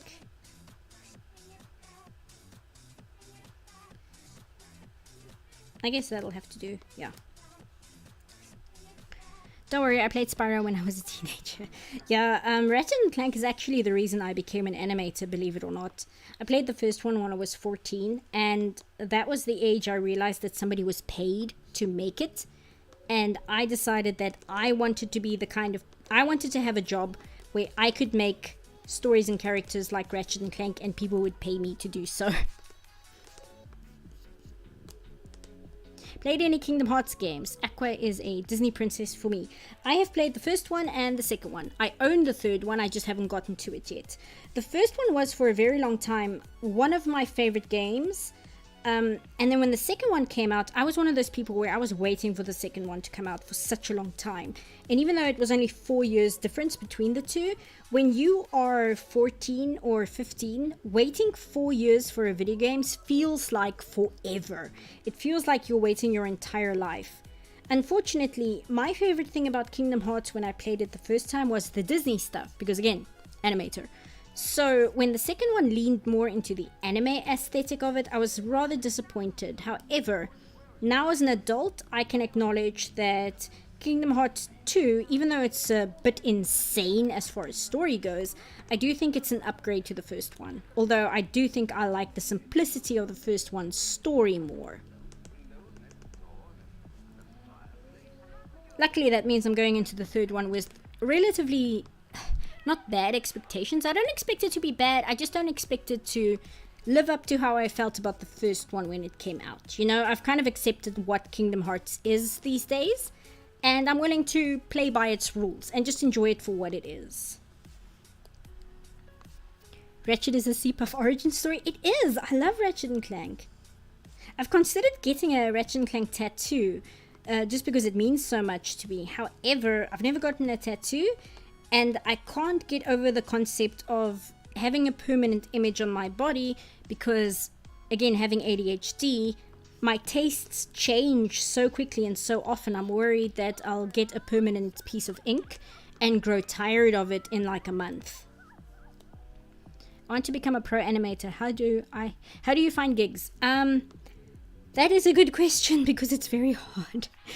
Mainly, there's a Twitter account called Animation Jobs, and what it does is it tweets out studios that are looking for animators, and it tweets out links to where you can apply to certain studios when they're looking for animators.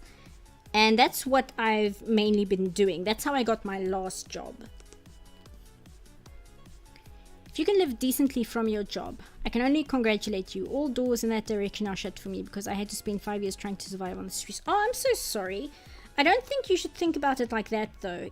Although doors might be closed for you in a traditional method in terms of going to college and then getting a job, I think that it's possible that you can, if you want to, chart out a unique direction for you along the same lines, even if it's not directly to making money, making jobs, you know, things like that. But for instance, if you start with something like a YouTube or Vimeo channel, or just posting to Twitter independent animations that you've done yourself using like OpenToons or something, that's an option, right? Just because you've had difficulties in your life and you can't go a traditional method of this stepping stone, then this stepping stone, and then this stepping stone, doesn't mean you need to write off an entire pathway just because your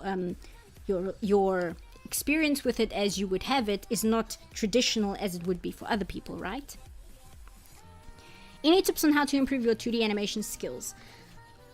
Animate a lot, which is something I want to do more of, especially now that I finally have my hands on animation programs where I'm not reliant on a studio to provide me with a license. That's a big one. The other one is to look at pencil tests by well-known animators. There is a website called livinglines.com, Live Lily, L-I-V, Live Lily, yeah, L-I-V-L-I-L-Y. And what it has is it has videos of some of the pencil tests done by the original Disney animators like Milt Kahl and Frank and Ollie, and you can look at how they animated things before it gets cleaned up and painted over and applied in a scene. And even though some of it is still cleaned up animation, it enables you to have a better look at what the animation looks like in a raw form.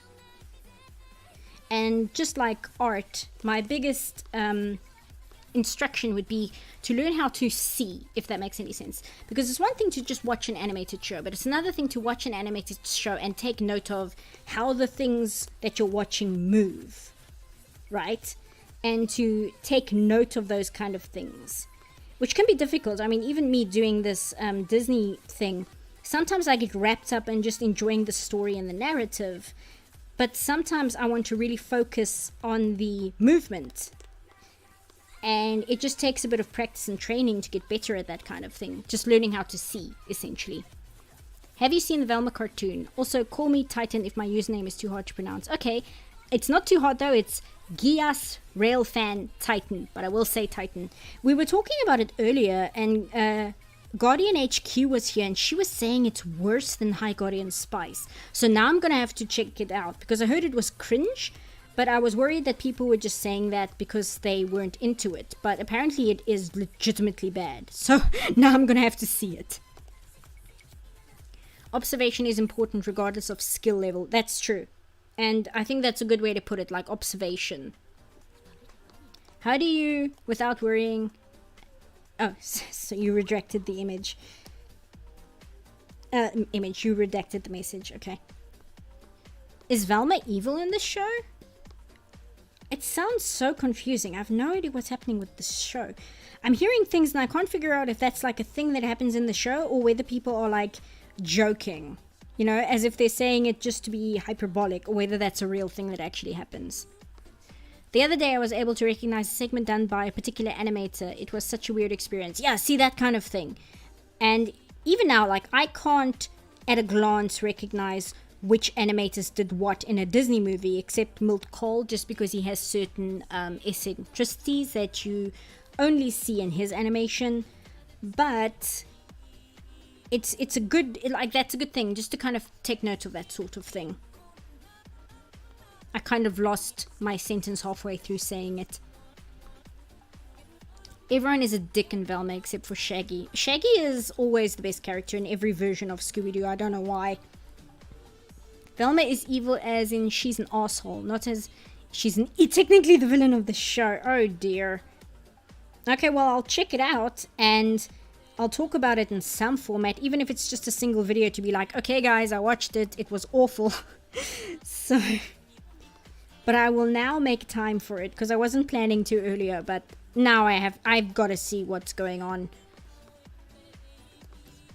Basically, all I saw was that YMS did a video where he cringes at the trailer, and I was like, okay, but YMS is very not strict. He's very specific in his tastes, and he has a low tolerance for nonsense. So if he thinks it's cringe, it might not actually be cringe, it just might be that he's not a fan of it and he thinks it's badly done, right? Honestly, I have the feeling Velma's show would give me the same feeling as watching something like that Magical Girl Friendship Squad thing, but with better animation. Yeah, the animation looked good. That's why I was rather surprised to hear that people were like, oh no, it's terrible. As if good animation makes something good. It's just, it showed a level of quality, you know?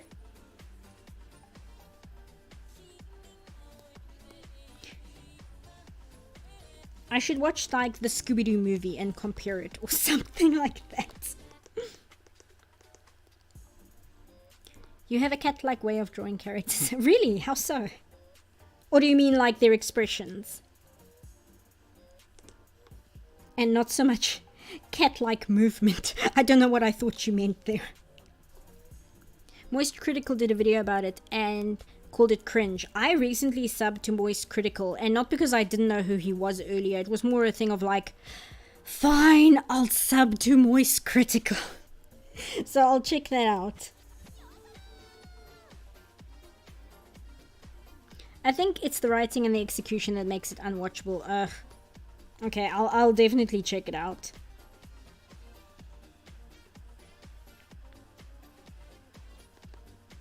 Meanwhile, there's this anime I got off a friend, and I forget what it's called. And from what I see on my anime list, it has a very high rating for its story. But the animation is garbage. It's like one of the worst looking anime I've ever seen in my life. So it must have good writing because it's definitely not getting points for how it looks. It looks awful. I'll show you guys a screen cap in a minute. Let me just finish this the line work here and I'll show you.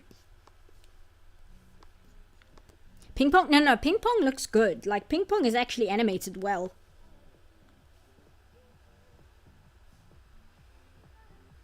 Let me grab it quick. Okay, let me just grab it quickly here. So, I'm just telling you guys what I'm doing because otherwise you're like, why is the screen frozen? So I'm just grabbing. It's this folder. VLC snapshots. Here we go. And I'll dump this in the scene. There we go. This is from the anime. Let me just double check what its name is. Oh, VLC doesn't say. So that's one screenshot. And oops. Didn't mean to do that. Move that back. Grab this, make it smaller so I can put another one for you guys. Go there. The mouth. Yo, that's nothing. That's one of the better ones. Here's the other one. That's the other one. That's our main character, by the way. It legitimately looks like it was animated by one of those American how to draw manga books. Not the good ones that actually were translated from Japanese manuals. I'm talking about specifically the ones made in America. From like 2002 or something. That's right out of an early 2000s how to draw. Yeah, it's exactly. And this, it gets better. Hold on. Here we go. This one is oof, my favorite, I guess. Let's hide this. Hide this. Come on, drop into the scene. There we go. Ah, it's a thing of beauty.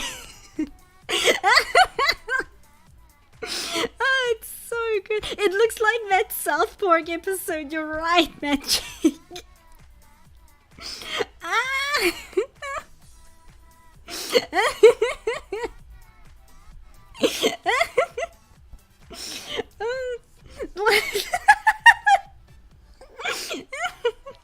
I have to take it off screen. Hold on. Oh, go away. Oh no. But it's got like a 7.8 on my anime list. It's got like a legitimately good score. Oh no. I'm dying. Where's my water? Hold on.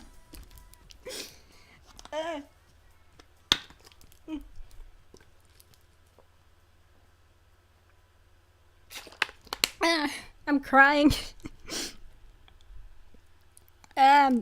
Okay. I'm back. I've composed myself. I'll check what the name is in a second. But yes, apparently it has really, really good writing. And the reason why I got it in the first place is because the concept alone interested me. And this was right around the time I was still doing the writing for High Guardian Spice. So the plot of this anime is... It's so stupid. Who gave me a super chat? Hold on. Oh, thank you, Nate. Unrelated topic. But do you think tater tots or french fries are better? I prefer french fries because I like crispy. I like them when they're thin and really crispy. And I like it when they crunch. I don't like it when it's like really soft and oily. That's not really my thing. I died on license. So the concept of the anime, it's so stupid. It's this boy and this girl, and they're like 10 or 11, right? So they meet a wizard. While walking home from school. And the little boy is like, oh sweet, a wizard, I'm gonna beat him up. So he beats up the wizard. And the wizard says to him, okay, you've beaten me up, you get one wish. So the boy goes, I can't even remember what he wishes for because I was just staring like with my mouth open at this nonsense. And again, if you weren't paying attention, this is the animation as this is happening. So he asks the wizard for something. I can't even remember what it is. He wishes for something and the wizard goes, okay, I will give it to you. Except he fulfills the wish in like a monkey's paw kind of way. So what happens is he turns the boy into a girl. Like he trances his gender. And then the boy gets so angry that he's been turned into a girl that he takes the wizard's book and he throws it into the canal, like one of those Japanese canals that you often see in anime. He throws it into the canal and the wizard poofs away. And then the girl is like, you've thrown away his book. How do you expect to get turned back into a boy? And the little boy is like, oh shit, I don't know. And then we flash forward for like 10 years. No, it's more than 10 years. You flash forward to where they're both 16 and the boy is still a girl, except now he's a 16-year-old girl enrolling into high school. And turns out he's a really, really hot girl. And the entire point of the anime is him, because he got turned into a girl before he got to the age where he was interested in other girls and dating and things like that. He's basically gone through puberty as a girl, even though on the inside he's still a boy. So he's at the point where he wants to be turned back into a boy, but also he's kind of terrified of boys because they keep hitting on him, and you know how boys in anime are towards hot girls. So he's like, wow, boys suck. Boys are awful. But then he also wants to get turned back into a boy. It's basically being trans, the anime. And I'm like, apparently it's really good. It's just the first episode looks like this and is insane. So yeah, I forgot how I even got onto this topic. I completely derailed my train of thought when I saw what this anime looked like again. I'm sorry. There we go. I need to watch it just so I can use it as an example of a trash looking anime that still has better writing to whatever nonsense I'm watching. Ranma Half's inspired? Probably. It's probably inspired by Ranma, even though it came out like, I don't know, it came out in the early 2000s, so almost 20 years after Ranma. Another terrible anime is Chargeman Ken. Chargeman Ken is impressively awful. Sergeant Frog parodied it in one episode. Oh yeah, I think Kenny Lauterdale covered it, I think. What's the anime's name again? Let me look it up because I can't remember. And VLC didn't save the name when I screenshotted it. My anime list, because I recently added it to my must-watch list. Because how could I not? How could I not add this anime to my watch later list? I have to. I have to watch it.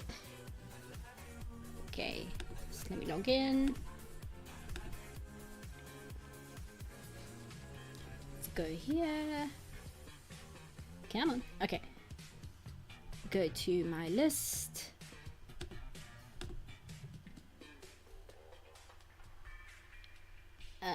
Where is my anime list? Here we go. What's it called? Yeah, I'm looking it up. I'll tell you guys in a second. Wasn't Bobo supposed to be horrible? I don't know. It sounds insane on paper, but it might be one of those anime where it sounds insane on paper, but then the actual execution of the show itself isn't that funny, because it basically put all its like ideas into a silly concept and couldn't really deliver. Okay, it's not Asobi Asoba, it's not Baby Steps. Death Note, Dororo.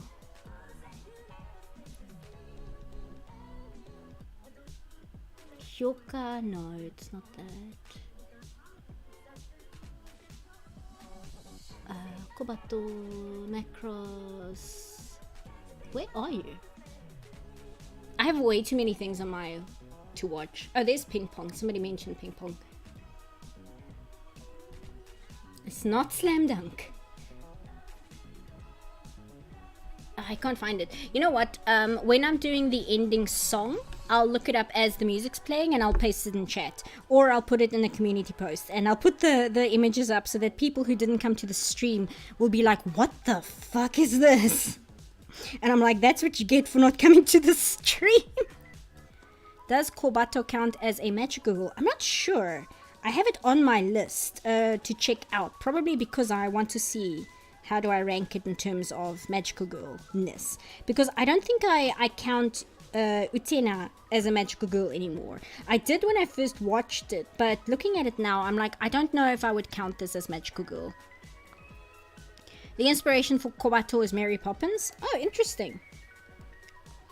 Bobo is essentially a comedy action series that pokes fun at Japanese culture. It only looks bad on our side because of how difficult the localization was. Oh, okay, that makes a lot of sense. So it's like Crayon Shin-chan, where Crayon Shin-chan, like the original Japanese, is really good, but the dub is kind of a disaster, mostly because they didn't know how to localize it, because so much of it is so specific to Japan. So they essentially tried to make it like a Family Guy ripoff. And some of it is funny, but the problem is, like, it kind of comes across as a ripoff, but it was the best they could do. They tried to do like a Samurai Pizza Cats, where they just threw away the script and made up their own story. But it didn't work out as well as it did for Samurai Pizza Cats. Like trying to translate Sayonara Zetsubo Sensei. I don't know of that one, but I'm guessing the same. Yeah, there's a few anime like that.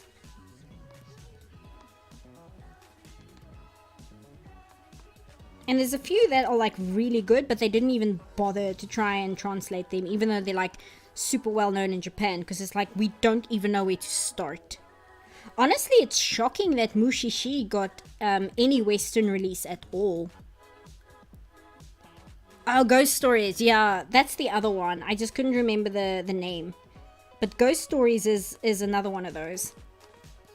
But Ghost Stories and Samurai Pizza Cats had the fortune of their original source material not being that funny and not really being that good.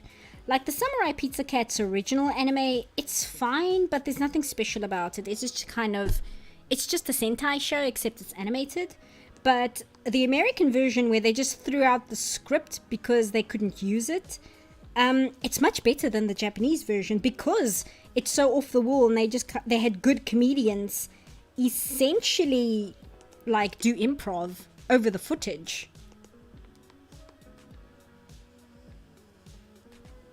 It was like an original, like nowadays we have the live dubs, like what Snapcube does. We have those, and we have like Dragon Ball Z abridged, like a bridge series. That's kind of what Samurai Pizza Cats was. Zetsubo Sensei's stories and backgrounds are packed full of references to Japanese pop culture and society, so the manga's edges are always packed full of explanations constantly.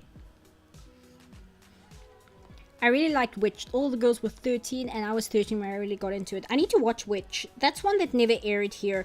We did get Winx, but we didn't get Witch. So I knew about it from the early internet, but I never got into it just because this was before video sharing was really a thing, because we were all still on 36k modems. So I just didn't have access to it. Okay, let me just check the colors here. Okay, these colors aren't too eye bleed, because I was worried. I don't want to use colors that are too saturated because it's going to be painful to look at. But this looks okay. Oh, let's turn this into a reference layer. There we go. Grab, no, not erase.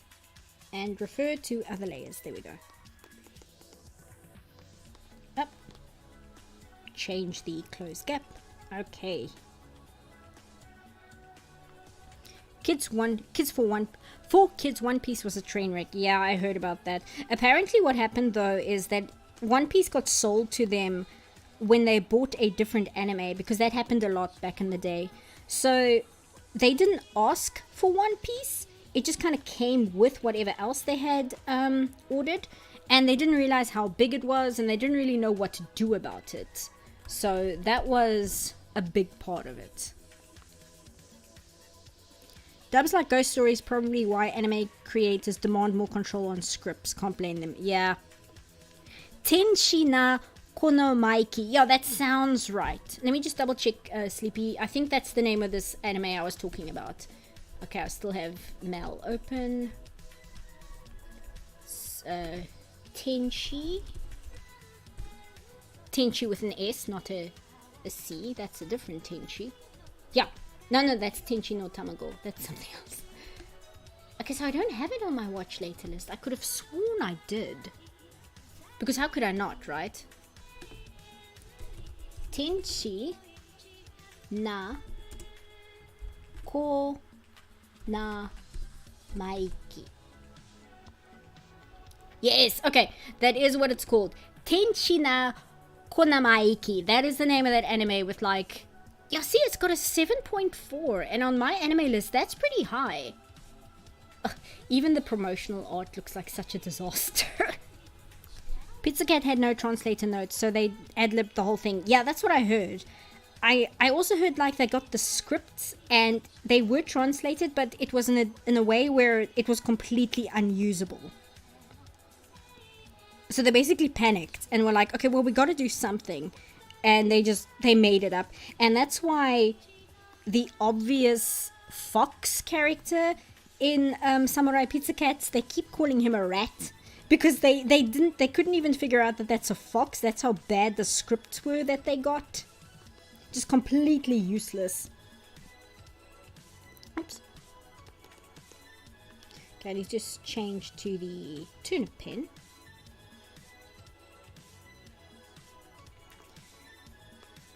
Clear and Sweet is a good match Google channel. Okay, I need to check that out. Tokyo Mew Mew had corny dub OP, but I love it. Team Up, yeah. I made fun of it in the... Well, not made fun of it, but I used it in my High Guardian Spice review when Olive shows up. And that's why I used the dub version and not the original Japanese one, just because the dub version of Tokyo Mew Mew's intro is so iconic in a way. I didn't even watch it, and even I'm aware of the intro.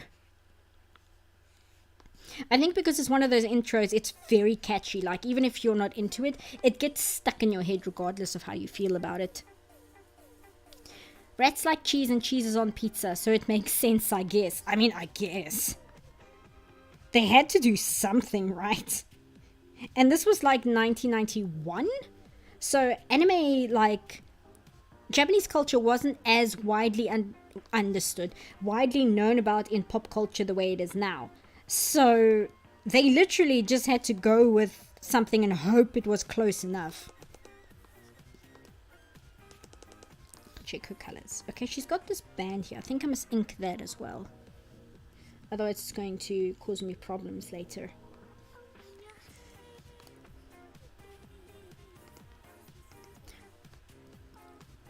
Though they watched it without understanding it, they came up with their own. Yeah, that makes sense. Speaking of dubs, I know I'm not watching the dub of it, I'm just thinking about it because people always recommend the dub. I have to get back to watching Urusei Yatsura because I was really enjoying that. And I put it down for some reason. You'll notice this is something I do. I really enjoy a series and then I'll put it down for some reason. And then it'll be like a year before I get back to it. I still find Japan a terrifying society to live in though, so extremely rigid and conservative. Yeah, I would love to visit Japan, especially because I really like history, right? I mean, I like anime, but I would mainly like to go for the history side of it. But I don't think it's a country I would specifically like to live in, even if it was for like English teaching, which a lot of people do. I don't know if I would, just because the restriction I feel would honestly bother me.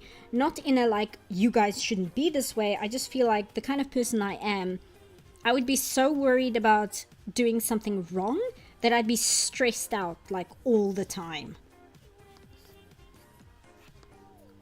Samurai Pizza Cat's trivia reminds me of how Power Rangers is made by mixing up footage of Japanese shows and essentially making their own story with the clips. Yeah.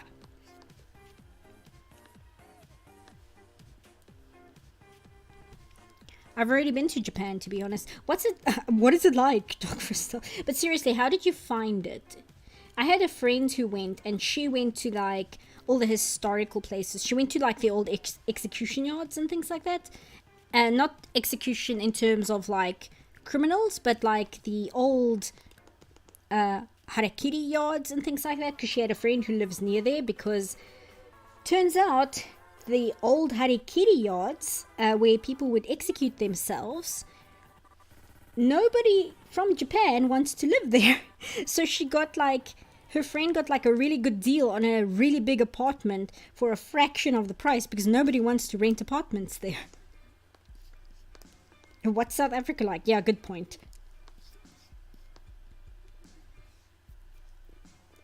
It's like when you're a kid watching TV while it's muted and making up what they're saying on the spot. Yeah, I did that with the Looney Tunes a lot, where I would turn the sound off. Close the gap a bit bigger. There we go.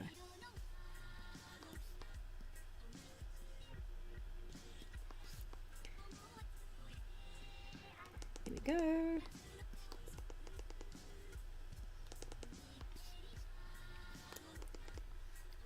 Thoughts on Nimona movie? I haven't looked into that yet.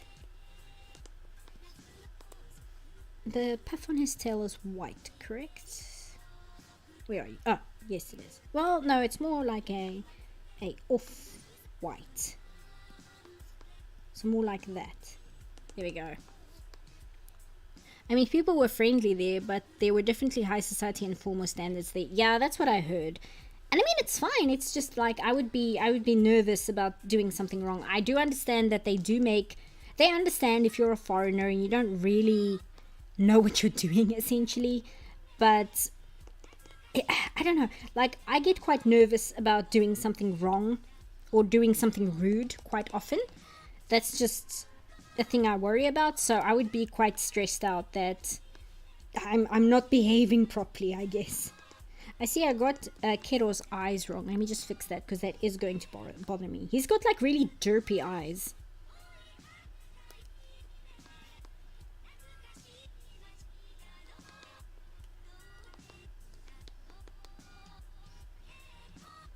There we go. That's what his eyes are like.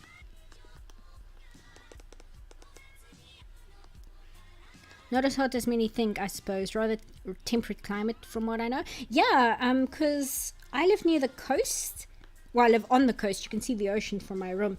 And on average, the hottest it gets is around 30. And usually it hovers mostly around like 24, 25 in summer. And in winter, it only gets down to about 9 degrees Celsius. And that's about it. It gets hotter in certain provinces, obviously. Oh, wrong one. There we go. But for the most, the climate's quite nice. It's quite temperate. Derpy winged lion, yeah. Fearing to always do something wrong is such a mood. Yeah, like I'm always worried that I'm being rude. It's not even that I'm doing something wrong and I'm gotta get in trouble. Like, I'm not worried about that. I'm just legit worried about being rude. Okay, I'm gonna have to do something about these lines because it keeps not wanting to see that as closed. Okay. There we go. You've never been to the ocean, Zane? Really?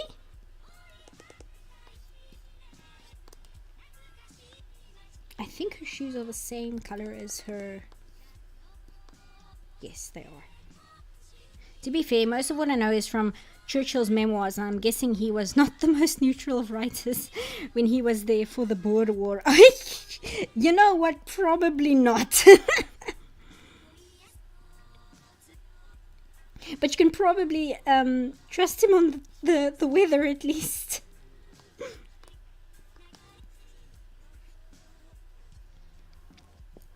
Yeah, as an empath with anxiety, I'm always afraid of coming across as rude too. Yeah, like legit.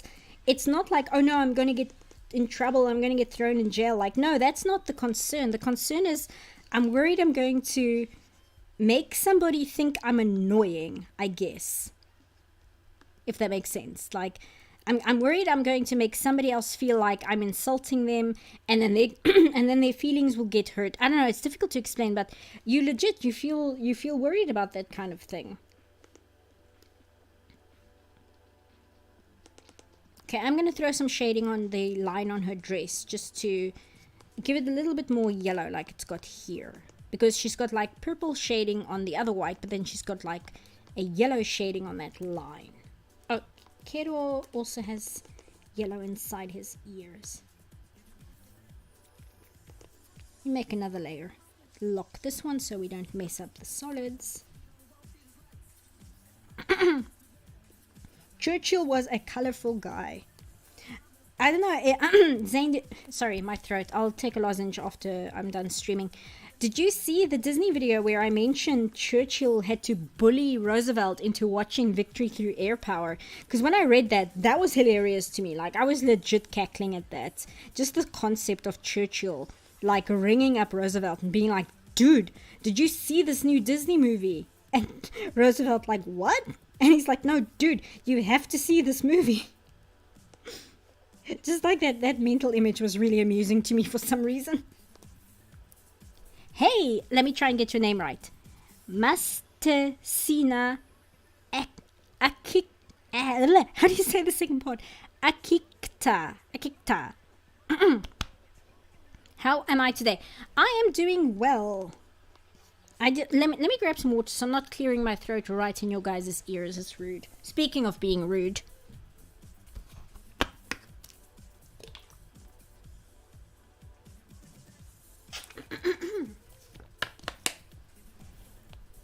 Okay, there we go. You have to see this Disney movie. It's to win the war, and he was right. He was. That's what's so insane. And like, it's really funny because if you look at the timeline, legit, Churchill was like, watch this movie, and then Roosevelt watched the movie, and he literally went, oh shit, maybe we should have an air force. Like, this movie that Disney made legitimately was a major factor in winning the war. It's hilarious in a way that's kind of frightening. It's only hilarious because we are not currently feeling the effects of that war to the large degree you would if you were living in that time period. Like, the effects that we feel from that war are quite different to the people going through it.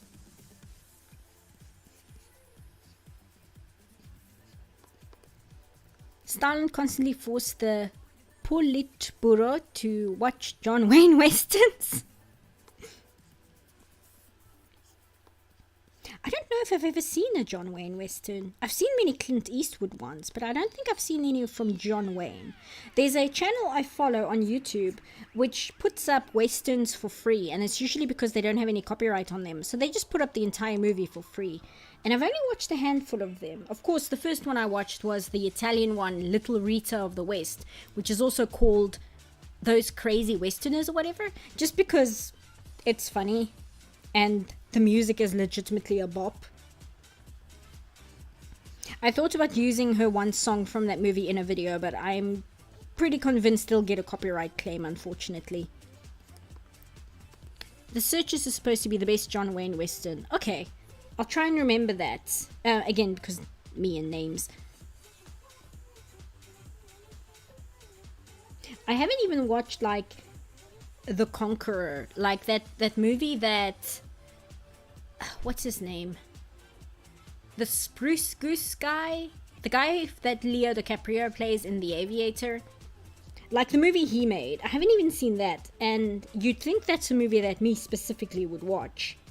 It's not a great movie, but just because of, like, the nonsense involved with making it and how, like, everybody died from radiation poisoning who were involved with that film. Howard Hughes, thank you! At least you guys knew who I was talking about. Okay, let me just grab... I like this hair highlight. It tends to look quite nice. Yes. Except her hair is quite straight, so...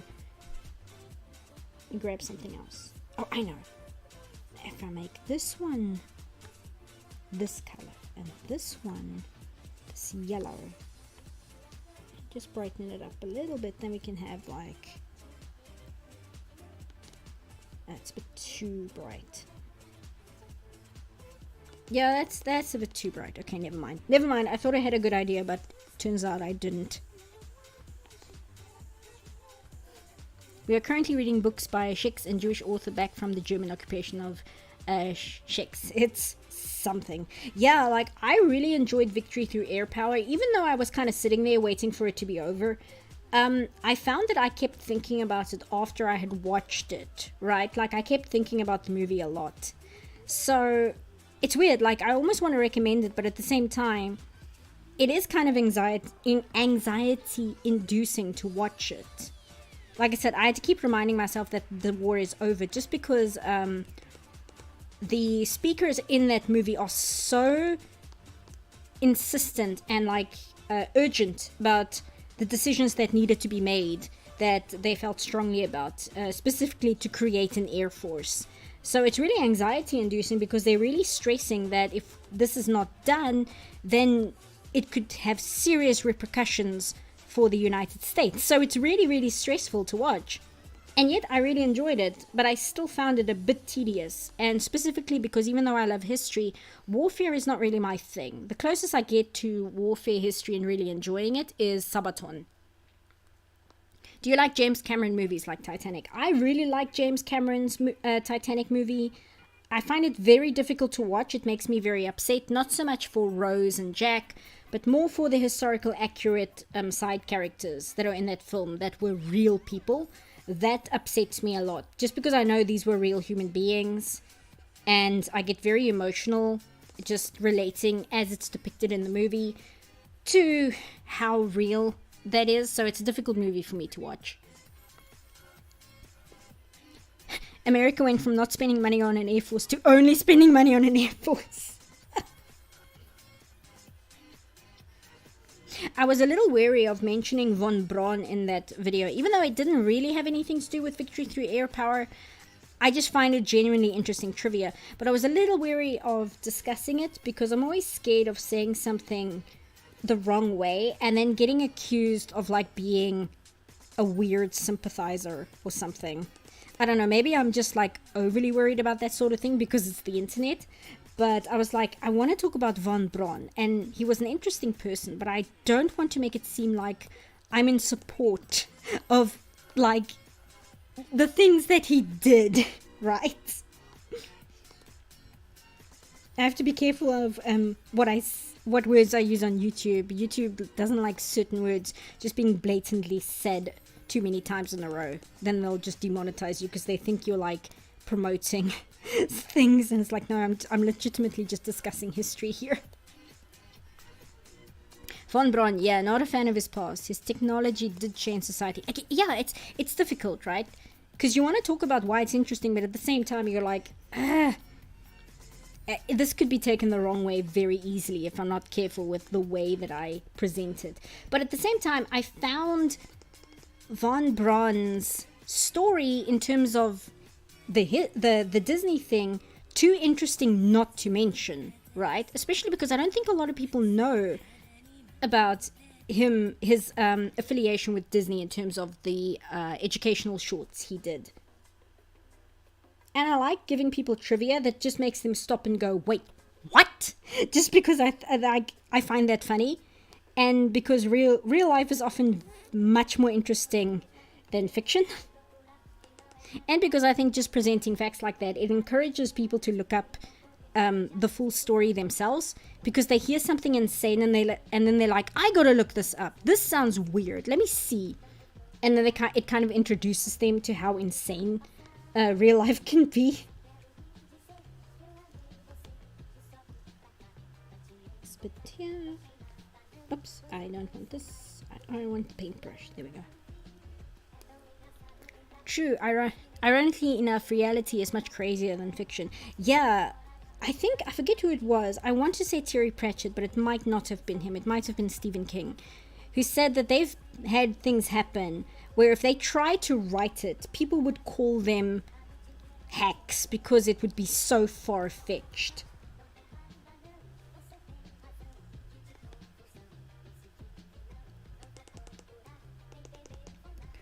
Do this. Grab whites, go to marker. Oops, that's too big. There we go.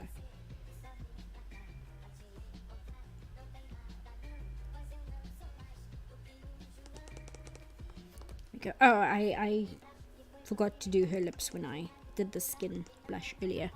Have you watched Hilda on Netflix? I have not, but it's on my watch list. As I was saying earlier, I have a tendency to just take an insanely long time to get to things. But that's also where YouTube has been quite good, because it kind of forces me to look into things earlier than I would have otherwise. Whereas sometimes I would say, oh, I'll get to that. And then, 5 years will go by and I still haven't looked into it.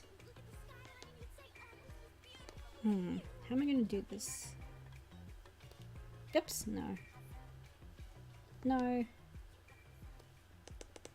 I've given her like this kitty mouth, so it doesn't look right when I do it like that. That's not too bad. Yeah, that's fine. I'll go with that. That's fine.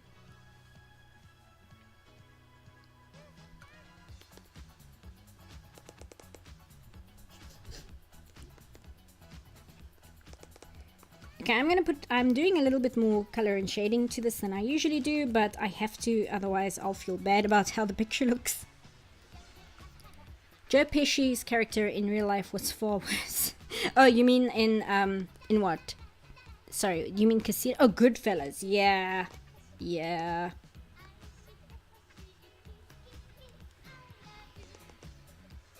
The History Buffs, the History Buffs channel video on Casino, Martin Scorsese's Casino, is one of my favorite videos that he's done, where he compares how accurate that movie is to real life and what was going on in Las Vegas in the 70s. That's a fantastic video, by the way. I highly recommend it.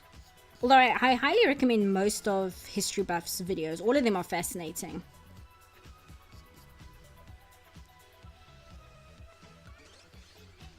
Do that.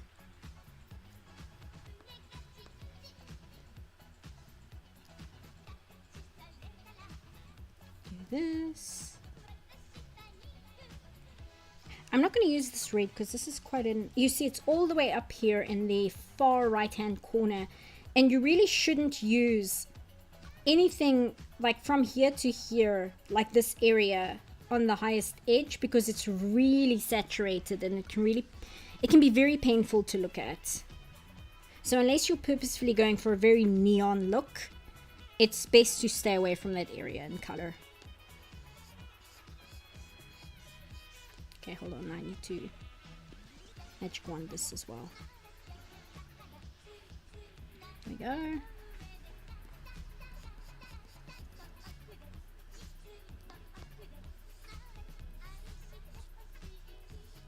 Oops. Oops, I need to push that to there. And just do that. And I'm going to blend it a little bit up here. Oh no, it shouldn't blend up here. It should blend at the bottom. What am I doing? There we go. Because up here, it should be quite sharp because this is where the fold is. This is where the two... Oops. This is where the two surface areas meet. There we go.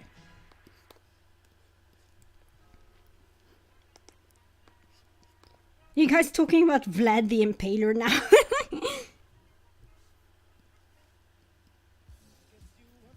That's an area of history that I'm actually not very well versed in. However, I do know that the Moss Films YouTube channel has recently put up Vlad the Conqueror, I think it's called, the movie, like part 1 and 2, for free. So I still need to watch that. I think I've just been intimidated because I think they're like 3 hours each.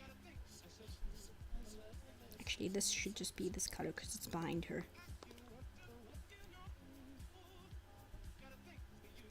When the English first visited China for trade, the Chinese spoke to them in the last language the Romans used when they were in China. Roman Latin! They tried. They tried, man.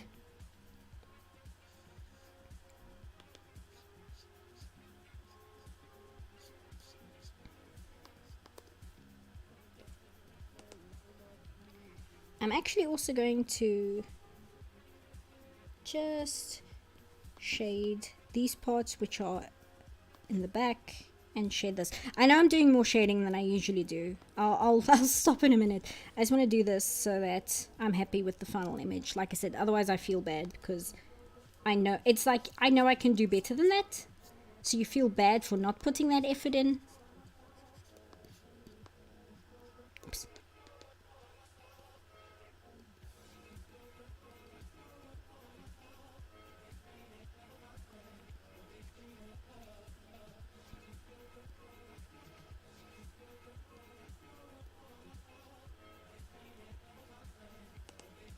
And I'm going to make this one blue as a whole just because it's all the way back here. I should make that shoe darker as well if I'm doing that. Otherwise, again, it looks odd.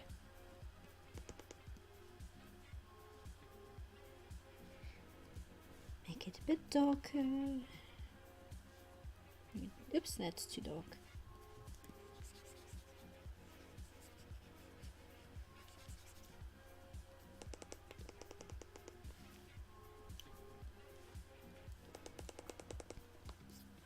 And then I'm going to do Takira's wing, and then I'm going to call it, because otherwise I'm going to sit here and just keep fiddling with it for like another 2 or 3 hours. And it's already 10:30.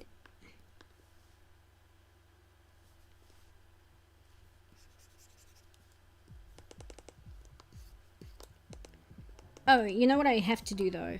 Legit, I have to put some shine on the staff, otherwise it's going to look bad. Because even here you can see it's got like quite an intense shine to it.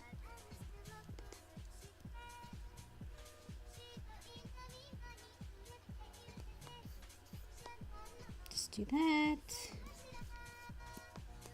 And do some white.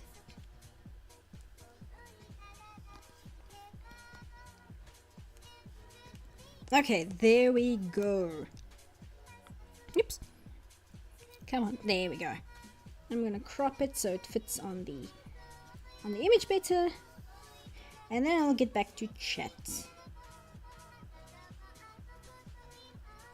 There we go, and there is Sakura.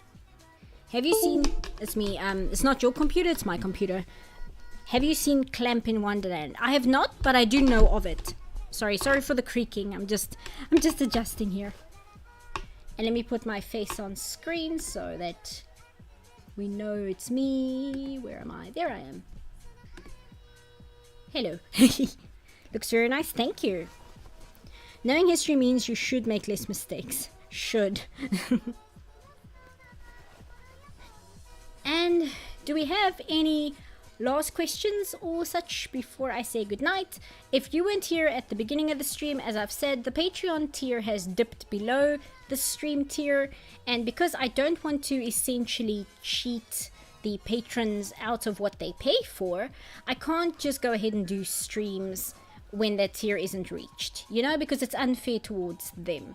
So I'll plug my Patreon a little bit more in my videos and such, and when we get it back up to that tier, then I'll do the monthly streams again. And otherwise, I'll still be making videos. Like, the time I take for these streams, I'll just pump more into the videos.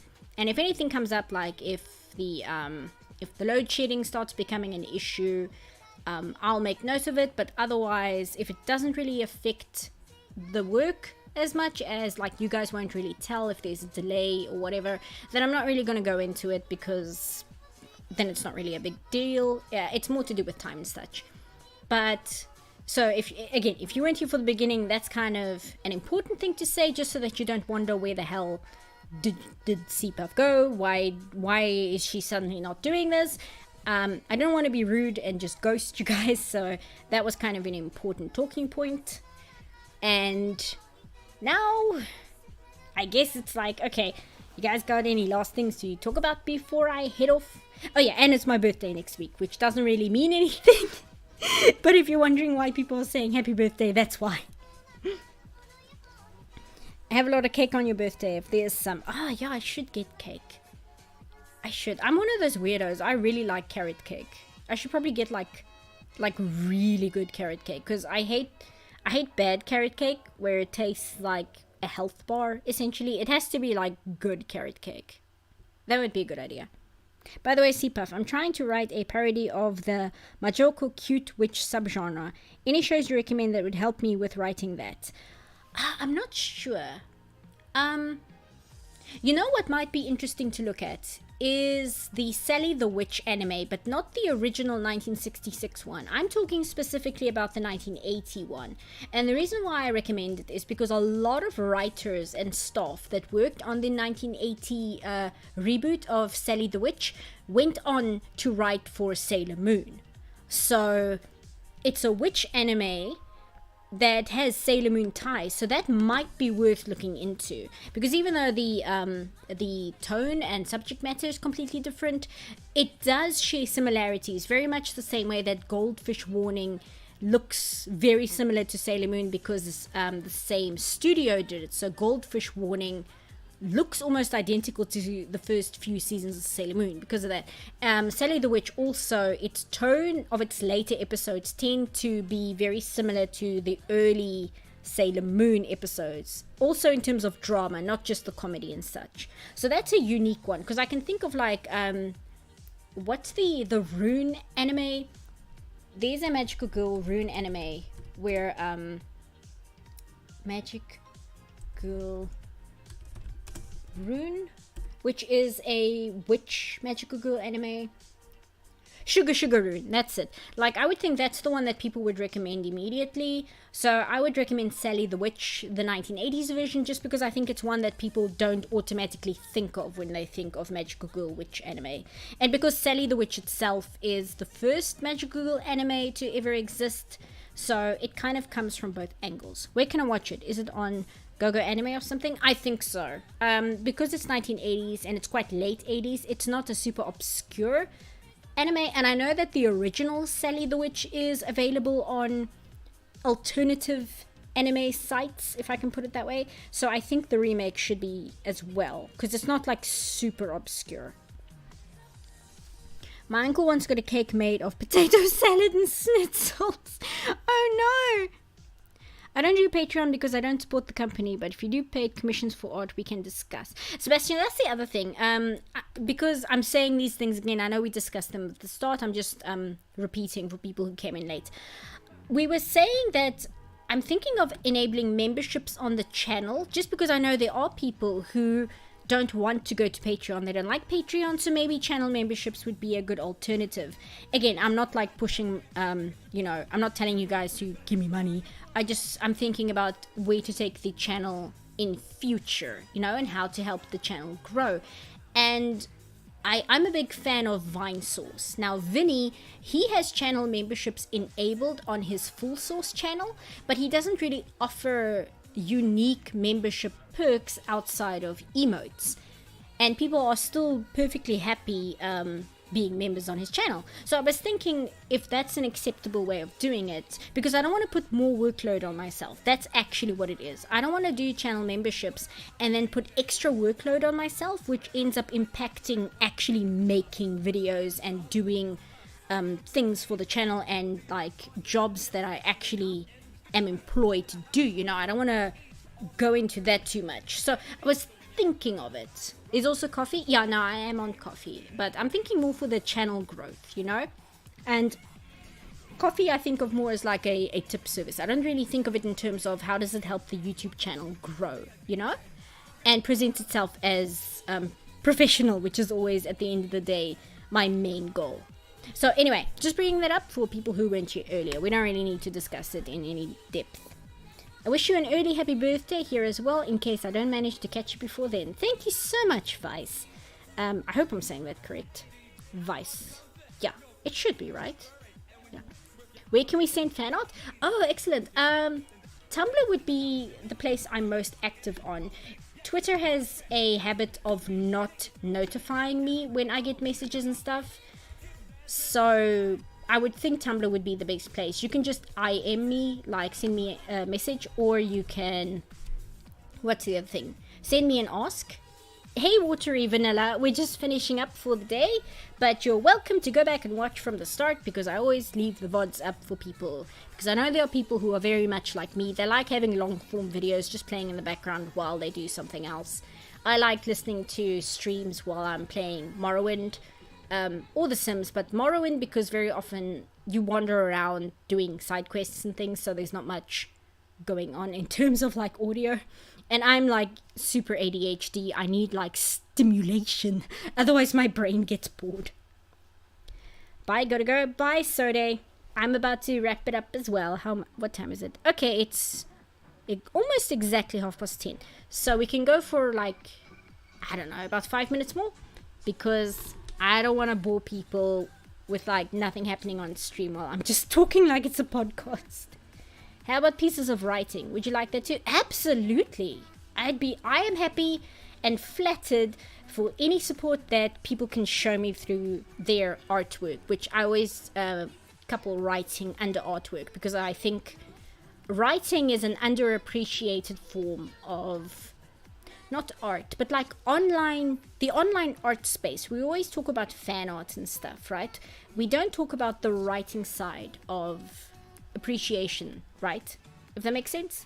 So no, I'm absolutely okay with that.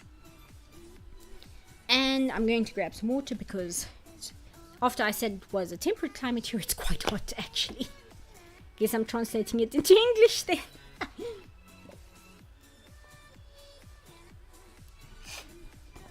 And as I said at the start, if you weren't here earlier, I'm predicting the next part of the Disney video either the end of this month or the start of the next one, because I've done 5 movies or 4 movies, I can't remember. I think it's 5, and I have 6 more to go. So if I watch like a movie a day, it's like 6 days of watching, and I watch the movie, then I write the paragraph. So the script gets done almost instantly at the same time.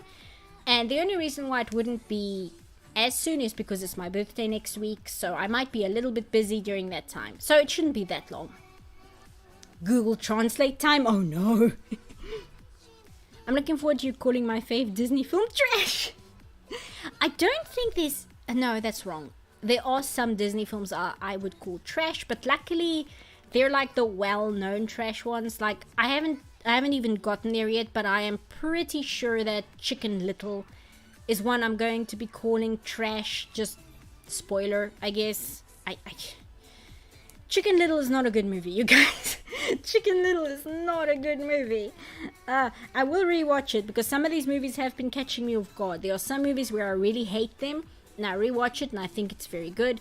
And there are some movies where I remember them being very good, and then I rewatch them and I'm like, oh, this isn't as good as I remember it being, which is a bummer. I prefer it when I rewatch something I didn't like and end up liking it. And then there are movies like Pinocchio where I remember not liking it and I rewatch it and I'm like, yep, this is about what I remember. I'm interested in seeing your take on Bolt. Me too, because I saw Bolt in theaters and I liked it. But I mean, I watched it when it came out, and that was what, like, jeez, let's not even talk about how long ago that was. It was a while. And I haven't seen it since. So I'm actually interested in seeing what I think about it now, rewatching it. So that'd be one that's going to be interesting.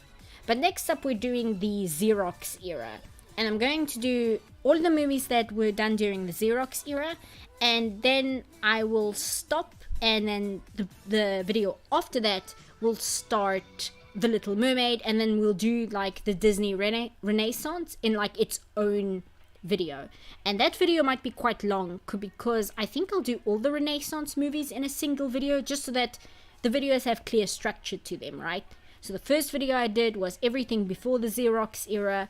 The next video is about everything within the Xerox era up until Mermaid, and then the one after that is the Renaissance, and then after that we get into the troubled period where they started doing like Chicken Little and Bolt and all those movies.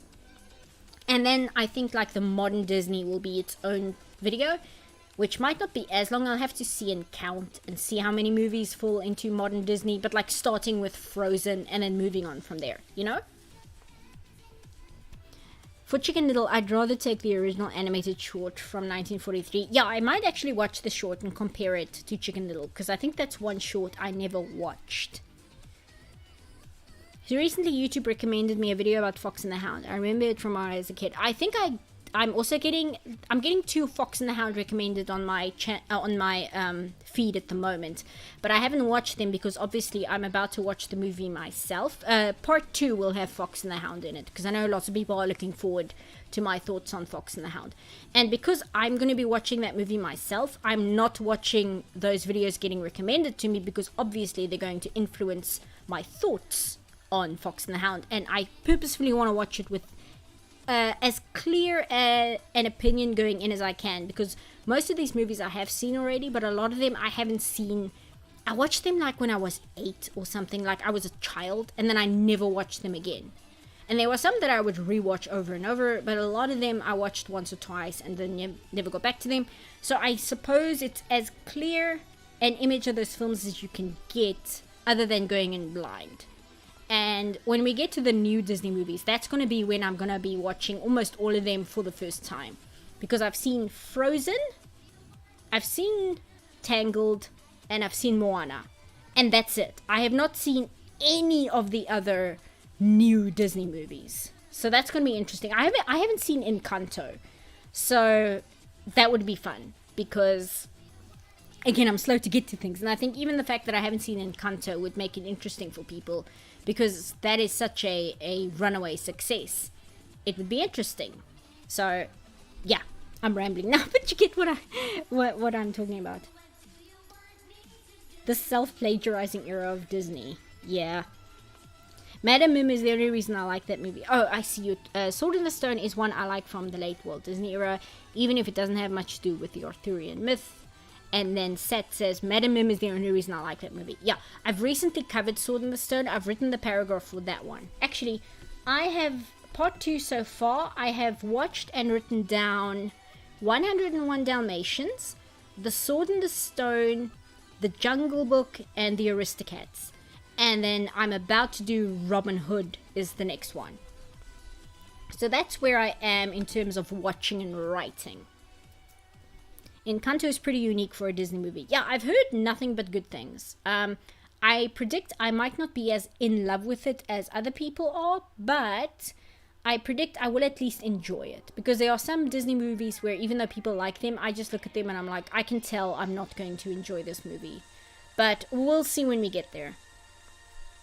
101 Dalmatians was my childhood. Yeah, that, again, I don't want to give too much away sorry, I'm hiccuping. What I think about the movies, but that one I quite enjoyed, I will say that. Like, as a rewatch. I think I like it more than I did when I saw it originally. Even when I was a kid, I noticed the boy's voice changed halfway through. Interestingly enough, I never before noticed that Arthur's voice changes in Sword in the Stone. That must tell you how young I was when I last watched it. I was young enough where I didn't notice Arthur's voice kept changing. Like, I legitimately never knew that before. And then I watched it and I'm like, oh wow. But I look, because after I watch the movie first, I write my paragraph, and then as I'm writing my paragraph, I check the wiki just to make sure I'm getting certain assumptions correct, or I'm not way off base with something. And I saw in the wiki for Sword in the Stone, he's not voiced by one boy, he's voiced by 3 boys. And there's the one boy whose voice broke as they were filming, and he's the one with the older voice. And then the 2 other boys are the director's 2 sons.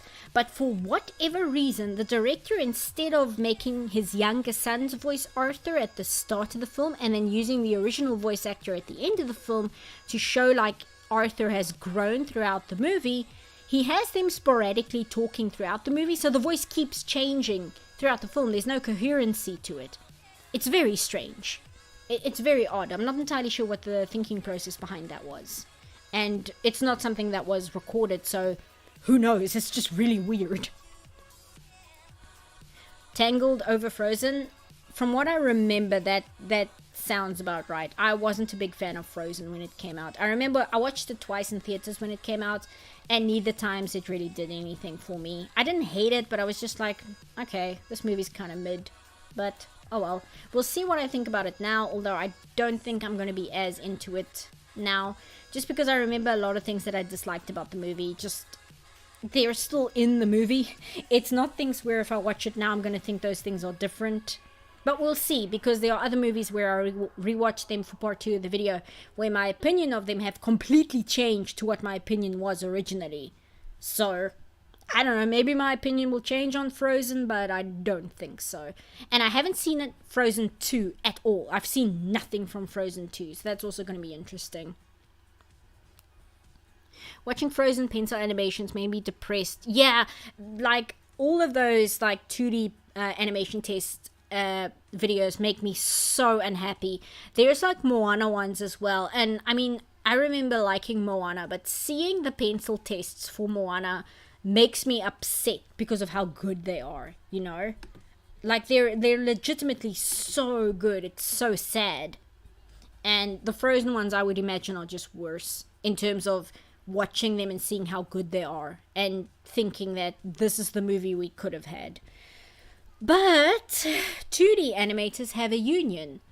3D animators don't have a union. Actually, let me show you this fun little image, because I was going to put it in the Disney ranking video, but then I rewrote that part of the script because it was really clunky and didn't flow.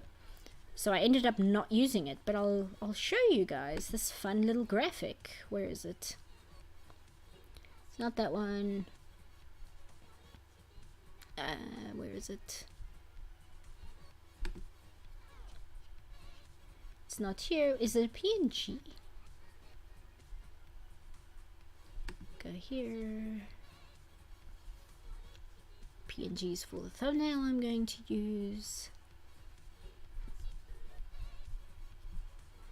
Not here. Oh, I remember. It was in this folder, because I was talking in Saludos Amigos about the animation strike of 1941, and I was going to mention it in this part, but obviously there was a lot of information in Saludos Amigos already. Here it is, and I didn't want to bog that section of the review down with even more random info. Come on. Why won't it load?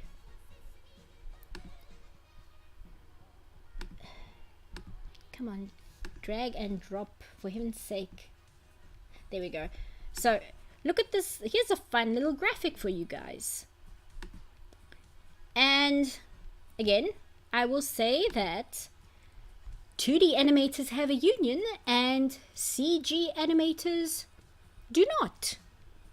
And Disney only makes CG animated movies these days, which, that's a fun little bit of information, isn't it? That's interesting. It's interesting how those two things correlate. Anyway. But oh yeah, I know about how Frozen was originally derived from the Snow Queen, but then it just became its own thing. Yeah. And again, if you see like the concept art for Frozen, like the concept art is really cool. Frozen has some really cool concept art for what they were thinking of doing originally. This better not be the reason we don't see it. Yeah, I have some sad news, Vice, about that. You laugh because if you don't, you cry. Frozen was originally going to be based on Hans Christian Andersen's This Ice Queen, but got canned. Yeah, it kind of still has elements, but there's like a Russian animated movie about the Snow Queen, which is quite close to the original fairy tale. And I think I'm gonna have to watch the Russian Snow Queen movie just to compare it to Frozen, because apparently the Russian one is really good, and I'm pretty sure I can find it online somewhere. I love it when I accidentally hit enter before I get to finish the message. Yeah. That explains why they're doing so much CG. This explains a lot of things. It's also why when they have a movie with an animal in it, they make the animal CG. Like, they'll have a CG dog in a movie instead of just using a real dog. They say it's because of control, but it's because animal handlers have a union, and they'll say like, oh, they do the sets all CG these days because it gives them more control and it's safer for the actors. But again, set designers have a union, whereas CG animators and CG artists, they can basically run them like a sweatshop and pay them a fraction of the price. And that's part of the reason why I don't have a lot of good things to say about the company these days. I'm dying to use that clip from Epic Rap Battles of History. I used some of it in my bookshelf tour, where it just has Walt Disney on screen going, "You belong to Disney, that means you keep busy, cranking out magic and assembly line whimsy." You better believe I'm using that clip again when I get to the newer Disney movies, because how could I not? And also the line, "Look at it, gaze upon my empire of joy." It's such a good video. Anyway, I'm rambling now. So I think I'm gonna say goodnight. We've got 2 minutes and then it'll be exactly 10 to 11. Let me just make sure I've queued up the music. And I will see you guys when we hit the tier again. And I didn't really structure my channel update in a very, like, structured way. But I think those were the main points. I want to look at memberships. I'll read the TOS and see if I want to do memberships. I might do a poll on a community tab just to see people who weren't in the live stream, what their opinions are and how they feel about it. But if a lot of people say they're not into memberships, obviously I won't go ahead with that because I want to do what helps the channel. And then I'll also think about the shorts. Somebody suggested speed paints of the streams. That might be a good idea, but it then also becomes reliant on streams. So I'll think about that a little bit as well. Maybe I'll do like, you know, I did the bookshelf tour. Maybe I'll do like a single book, just like a few seconds where I'll put it off my shelf and just be like, this is a very good book on animation. This is why. Because I don't want to do things which are off topic, right? So that might be an option. And while I'm not streaming, I'll work on stream elements, like maybe nice backgrounds. Maybe I'll do my own animated intro instead of the dolphins. I like the dolphins, but something I animated myself might be cool, and maybe my own exit stream. That's kind of the idea. Yasumi nasai. Thanks, Doc, for a star. And Ransuk also says, Oyasumi nasai. See, I'm getting better. How can I send my stories to you then? Twitter, Tumblr, Instagram, email. Tumblr would be the best. I might not respond like immediately, but within a day, I should respond to you because I'm pretty much permanently on Tumblr. Sat says, Gute Nacht. Good Nacht to Sat. And Sleepy says, a Sesame Street's creator versus, I forget the video. It's Jim Henson versus Stan Lee. That's the one where Disney shows up and tells them to shut up and keep working. It's a very good video. It's also very sad because it makes you miss Jim Henson. By the way, did you guys know that the new Del Toro's Pinocchio, which you should watch, that's actually the Jim Henson company? I need to watch the making of. I'm rambling again. Okay, I want to say goodnight. Let me get my face off screen so I can actually say goodnight. Oh, well, here we go. No, not that one. Just remind yourself of this gorgeous artwork here. And then I will say, yeah, here we go. Transition to here. And I will see you guys when I see you. Probably in the next video, and I'll be in the community tab just putting nonsense up every now and again, so you'll see me there as well. And otherwise, you guys must have a good rest of the month. And I will see you around. Okay, bye guys.